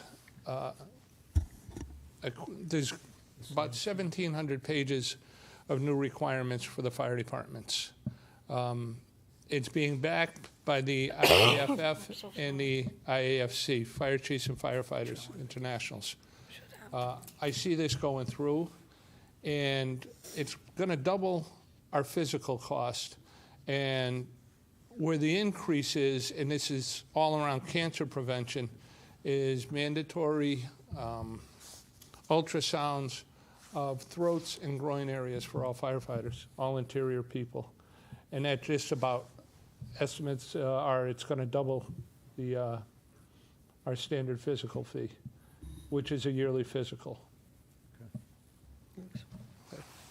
Thank you. I'm sorry, can I circle back to the question about the part-time salaries? Maybe I missed it. So for the year we're in right now, we budgeted 258. We're a little bit shy. We're projecting 280 for the year, so that's a $22,000 shortfall there. But then another bump of another 60,000 projected for the coming year. And that, as I understand it, is that primarily or exclusively the $15 per call that we just talked about? Primarily, and this projection was at 280 when we were first putting this book together. I think our projection now that we saw, because we had halfway through, then we had the third quarter occurred since this, the projection to date for this year would be more accurately 320. So what's driving that? I mean, that's quite a miss. We had 258 budgeted, you're saying 320. So 62,000, that's about 25% in excess of what was budgeted. What happened? Yeah, it's and I'll let you go to it, but it's definitely the increase in payment out to the paper call. Do you have anything?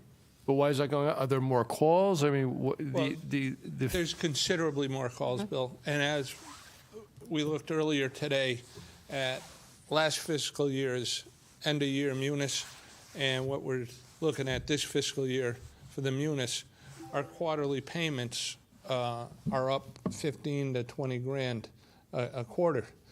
And that's just because the calls are up, and we also have more people going to calls. Last thing we want to do is turn away people. We limit response. It's an asset response method that we're on, but we're averaging, if you take out the single company calls, the drone calls, and a couple of the other ones, we're averaging, I'll bet you, over between 20 and 24 people per call, which a lot of departments that operate like us would love to have those numbers. Those are really great numbers. And so that means that the average per call was less than that in past years, I assume, because we're seeing this increased expenditure is being driven primarily by personnel per call? We went from $13 to $15 a call.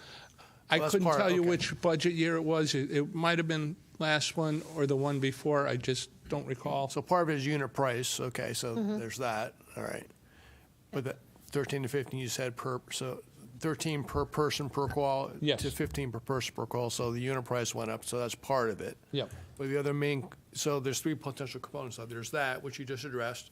Second is number of calls, and third is number of people per call. Those I Yes. see would be the three elements. Yep. And also fourth, which is the emergency management director stipend is now in this particular count, where you can see that the emergency management director salary page is eliminated. So not full amount, so about half Some of of that that went in moved here. Correct. All right, so that's a Yes. chunk of this, then I assume as well then, okay, that you're assuming the emergency director management role, then part of that got moved from that vacant spot over here. So that accounts for part of this? Yes. Yes, the chief is My error on part-time. that. Okay.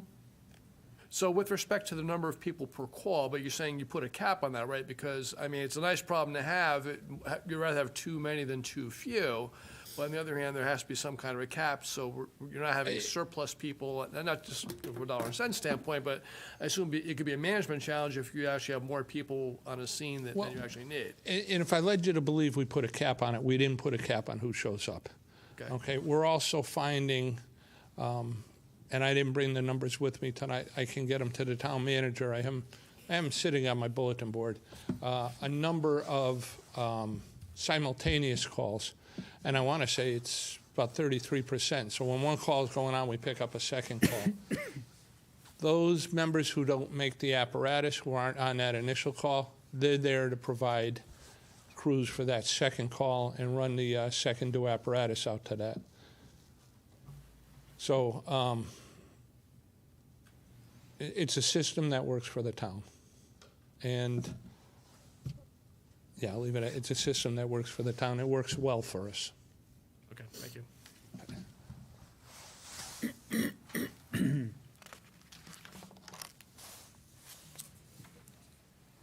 Anyone else for Any other lines? questions on firefighting? Seeing none, move on to item C, apparatus maintenance.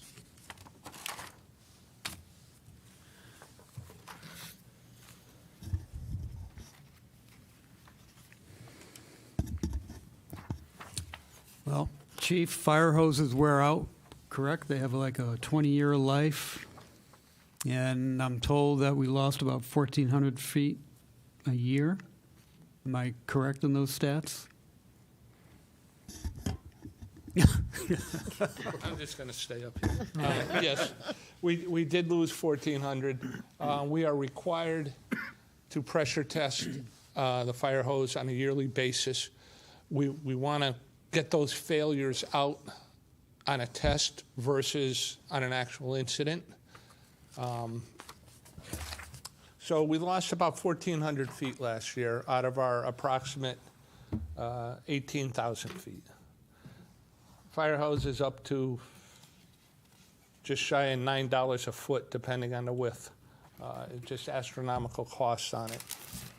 Necessary evil, something you have to have. Plus, you also have to have a supply in the firehouse in case you do lose some. You need to be able to restock your apparatus.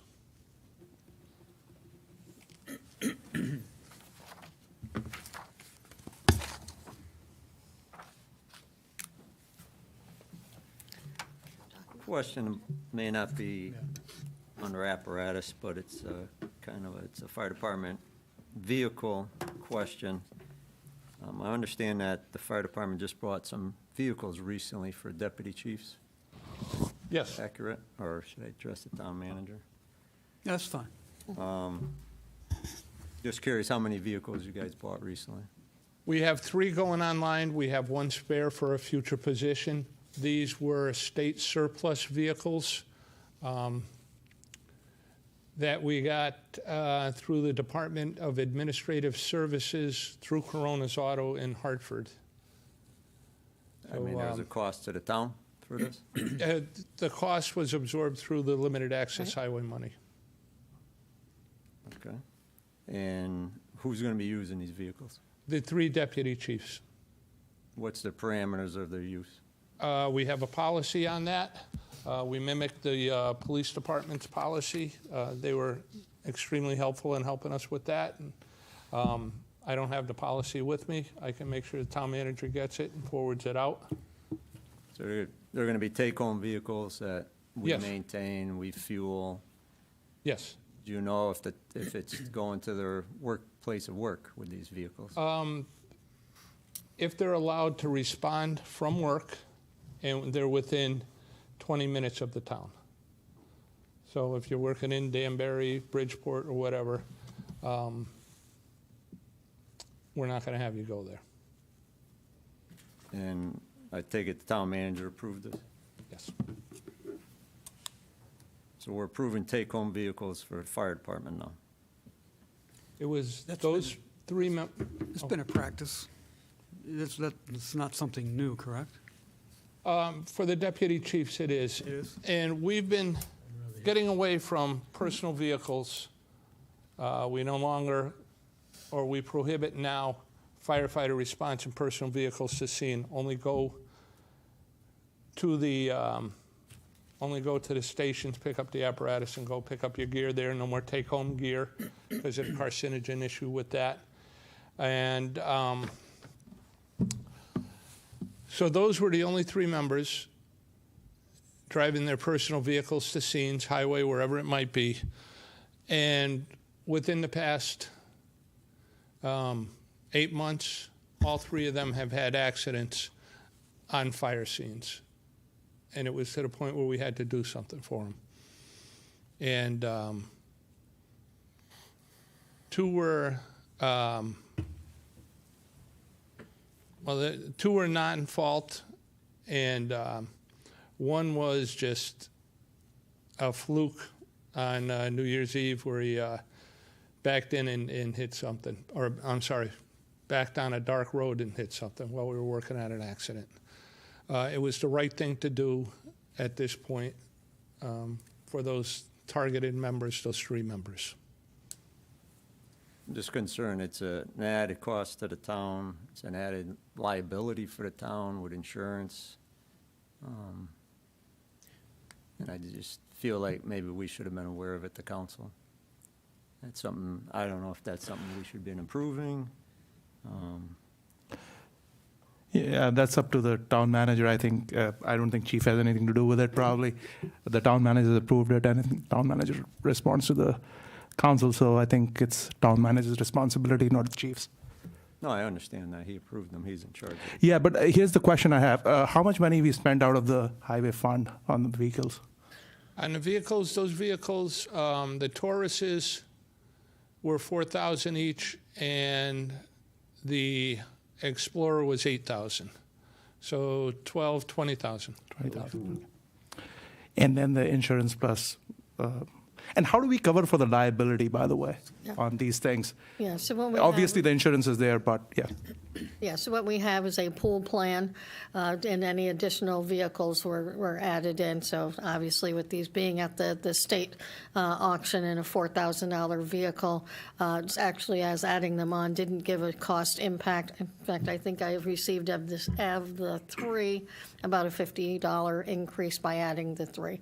Again, they're looking at value and coverage. So, but we do have a large liability policy that covers all town vehicles. Even if they are for personal use, if they are used in a way where it's personal? there is a small group, which is the public safety, that have kind of a different guideline on that. So my scenario is yeah. like you go into Hartford and you Right, get into yeah. an accident and somebody gets killed. Mhm. Who's on the hook? I would submit that claim and let the insurance carrier, I would never interpret that one They don't use this myself. for personal use. No, No. no, It's not personal use vehicle. no. No, I'm just saying, he just, Take them to yeah, work. exactly. They're going to work with them, so Well, it is they on personal call. use.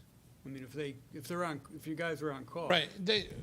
The policy, and the policy states you can take them as long as you're allowed to respond from work back to town within, I think, 20-minute circle. Okay. Only one of these cars has gone out at this point, and the gentleman works in town.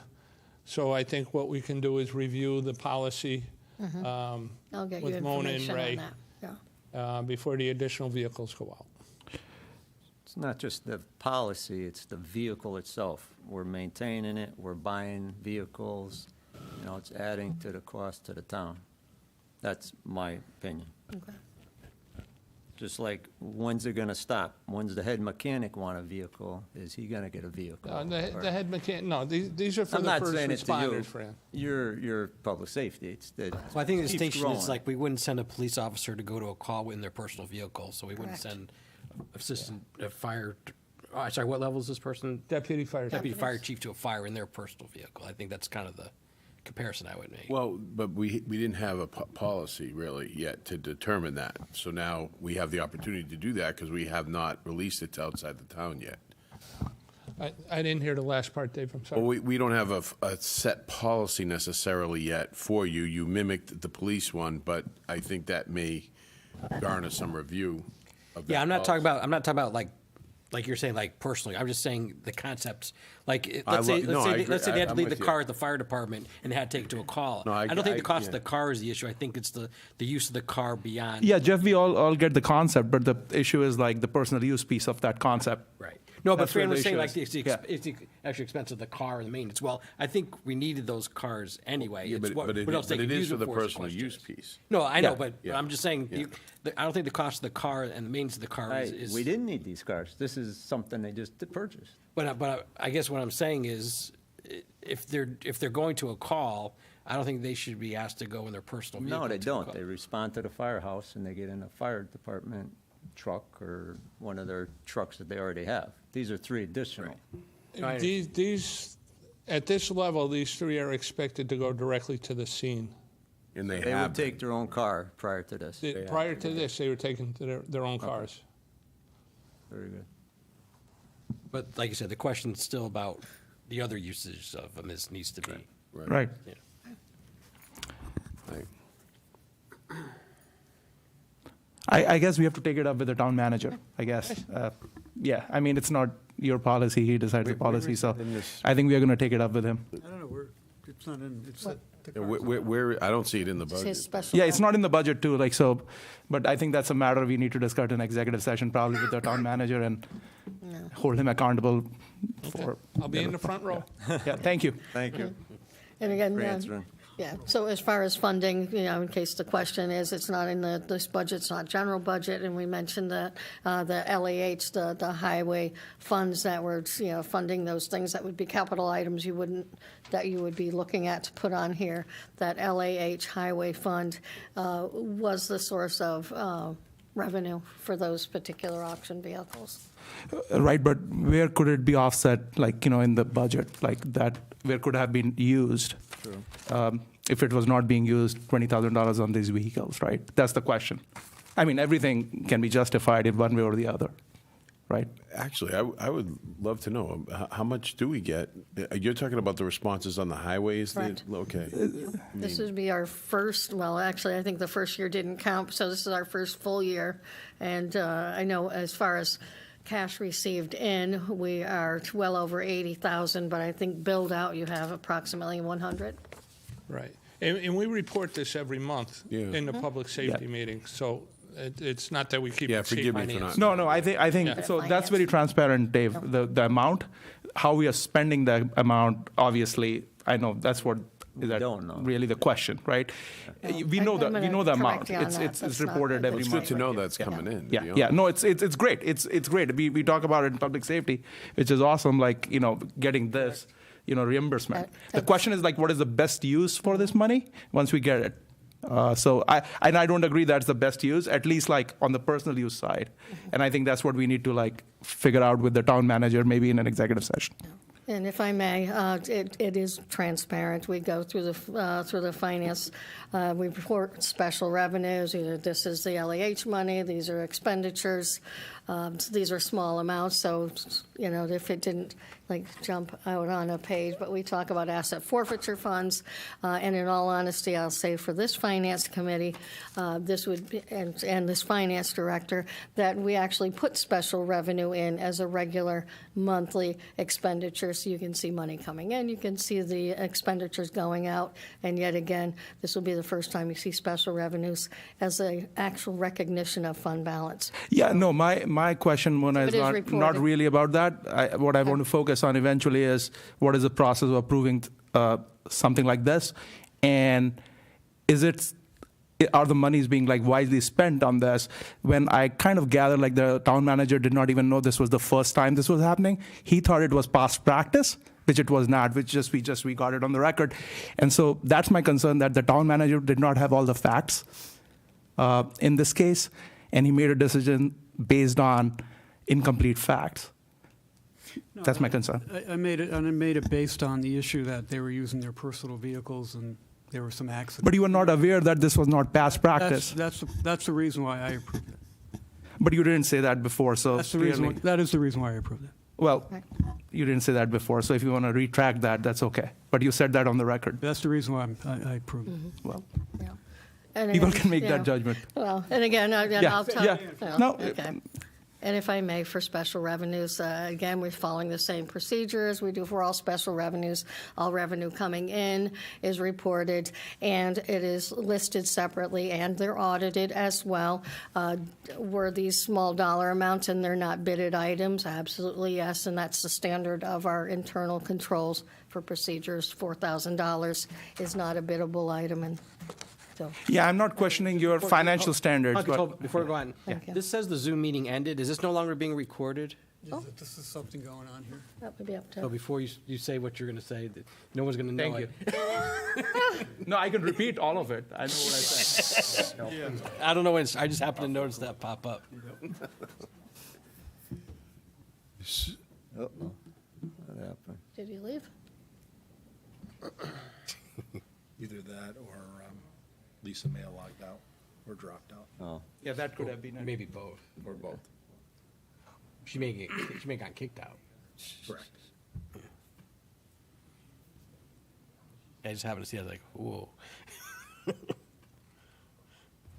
It's long enough. I don't have to do it twice. I know. Where do we stop? We're good? Oh, it is? Okay. Okay. Okay, thanks. Not sure if the mayor is still on the. Okay. She might. Yeah, that's what happened. You're right. Okay. So. Just want to make sure. No, so I was just going to say, for the record, like I'm not questioning your controls, the financial controls and your financial processes, Mona, on a very specific note. I'm questioning the judgment of the town manager in this case. Just to be clear on the record. Very clear judgment. Mike, just a quick question. When we get the calls for the highway calls, is it just if they're in Rocky Hill or if it's over the line in Weathersfield or whatever? Do we still get the calls, and how do they determine who goes to these? The statute reads, you'll be reimbursed for every call you're called to, or every incident you're called to. Okay, so who calls you? We get called several different ways. It'll be a 911 through our dispatch center, or it might be through the state police. Okay. So we cover Rocky Hill, but there's also been times when we've gone mutual aid to Weathersfield and mutual aid to Cromwell, where it fits the statute. So if we're called, we're able to submit a bill on it. It's great. So obviously we do a good job and get the calls. Not to be a revenue driver here, but that sounds pretty good. Well, it is, and it's taken our capital to nothing. I know. Well, especially when we used to get called to them anyway, you didn't get anything. And we didn't get anything, So- but the fact is, we're Yeah. getting the call, Yeah. so we're doing a good job, so thank you. Thank you. Anything Right. else on apparatus? All right, we'll move on to item 2, fire prevention.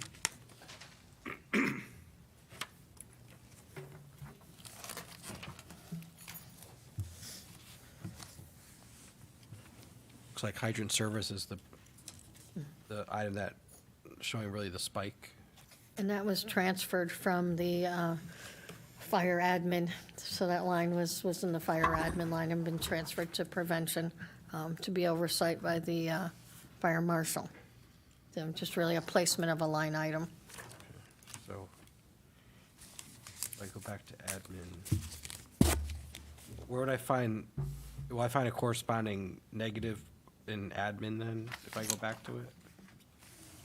Or is it mixed in with other stuff? Yeah, let me go back up to you. So what item was that? You want to, Fire, hydrant? Hydrant services? Yeah. Mhm. hydrant service. oop, I'm getting there. Ooh, I drove too fast. Hold on. Almost had an accident. Where are my hydrants? Ah, hold on. Is it my firefighting page? Oh, it's under Help me fire. out, guys. Oh, maybe it's-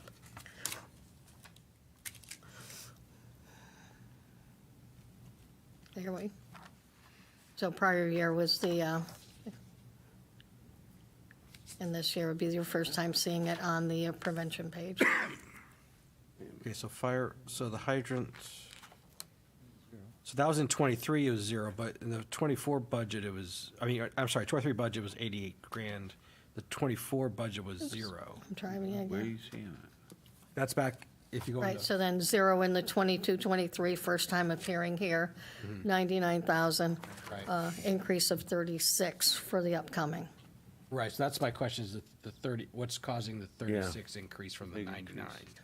We've been very fortunate that MDC is doing a very thorough inventory of the hydrants.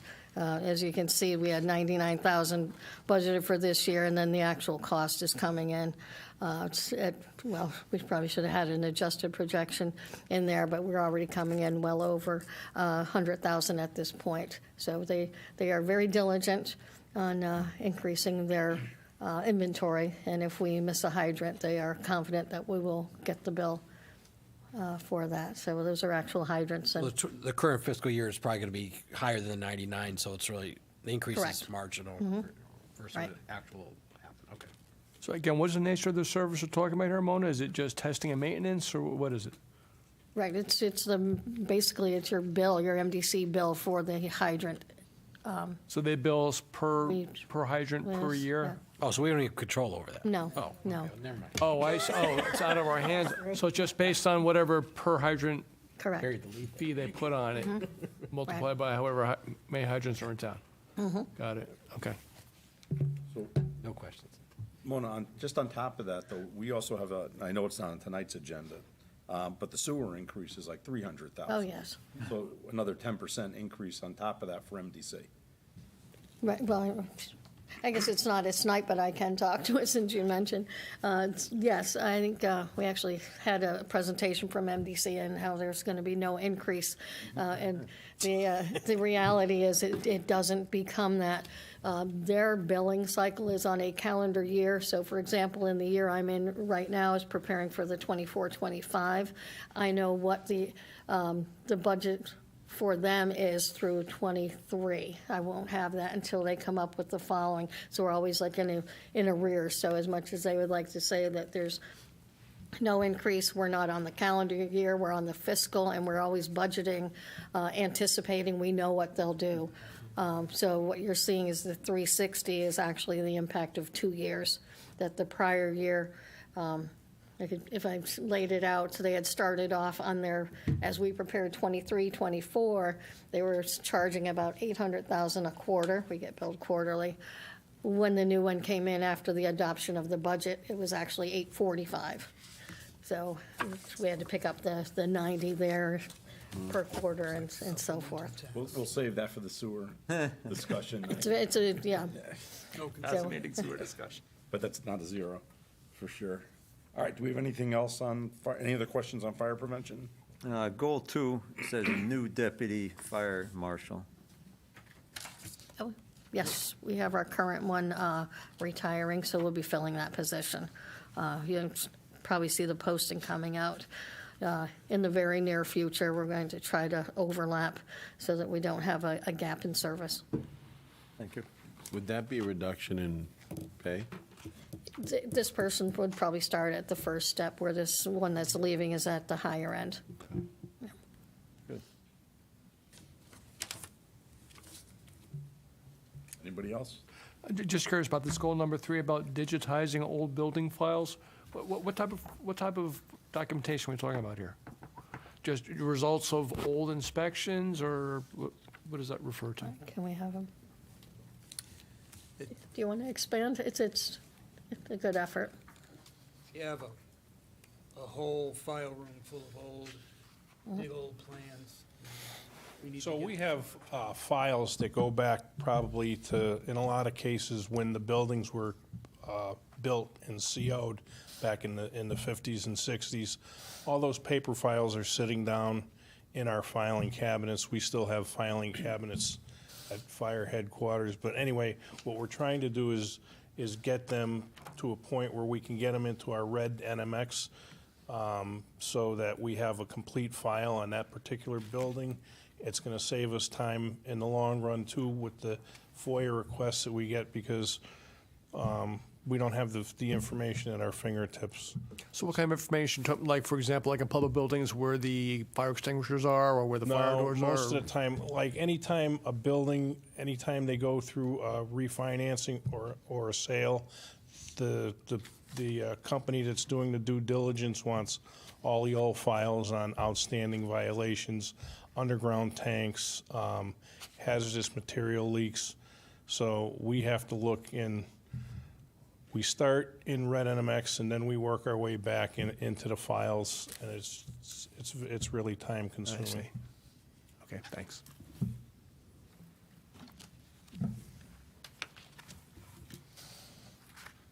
Try again. Anybody else have a question? All right. Move on to item C, Human Services. 1A, Human Services.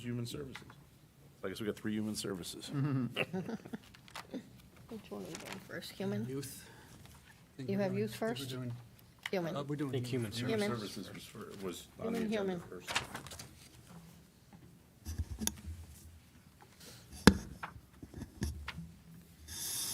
Looks like the major changes in contributions.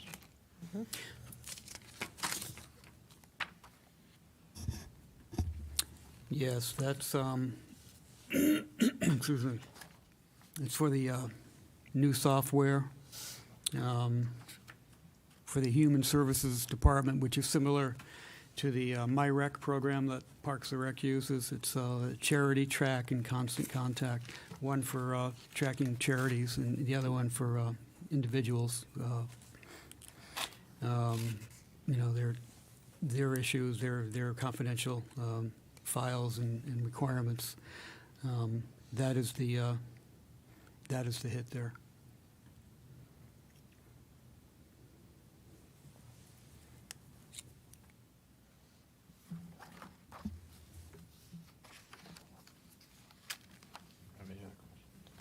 Any questions for Human Services? No? No? Okay. All right. Move on to Youth Services.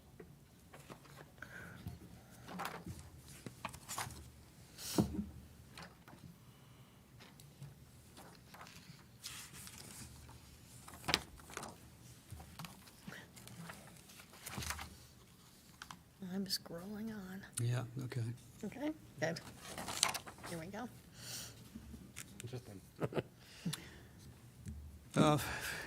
Minimal change there. We do have an increase in meeting expense, and that is for mileage for programs, transportation for the kids to these different programs. And it's an increase in their transportation provider of $1,000.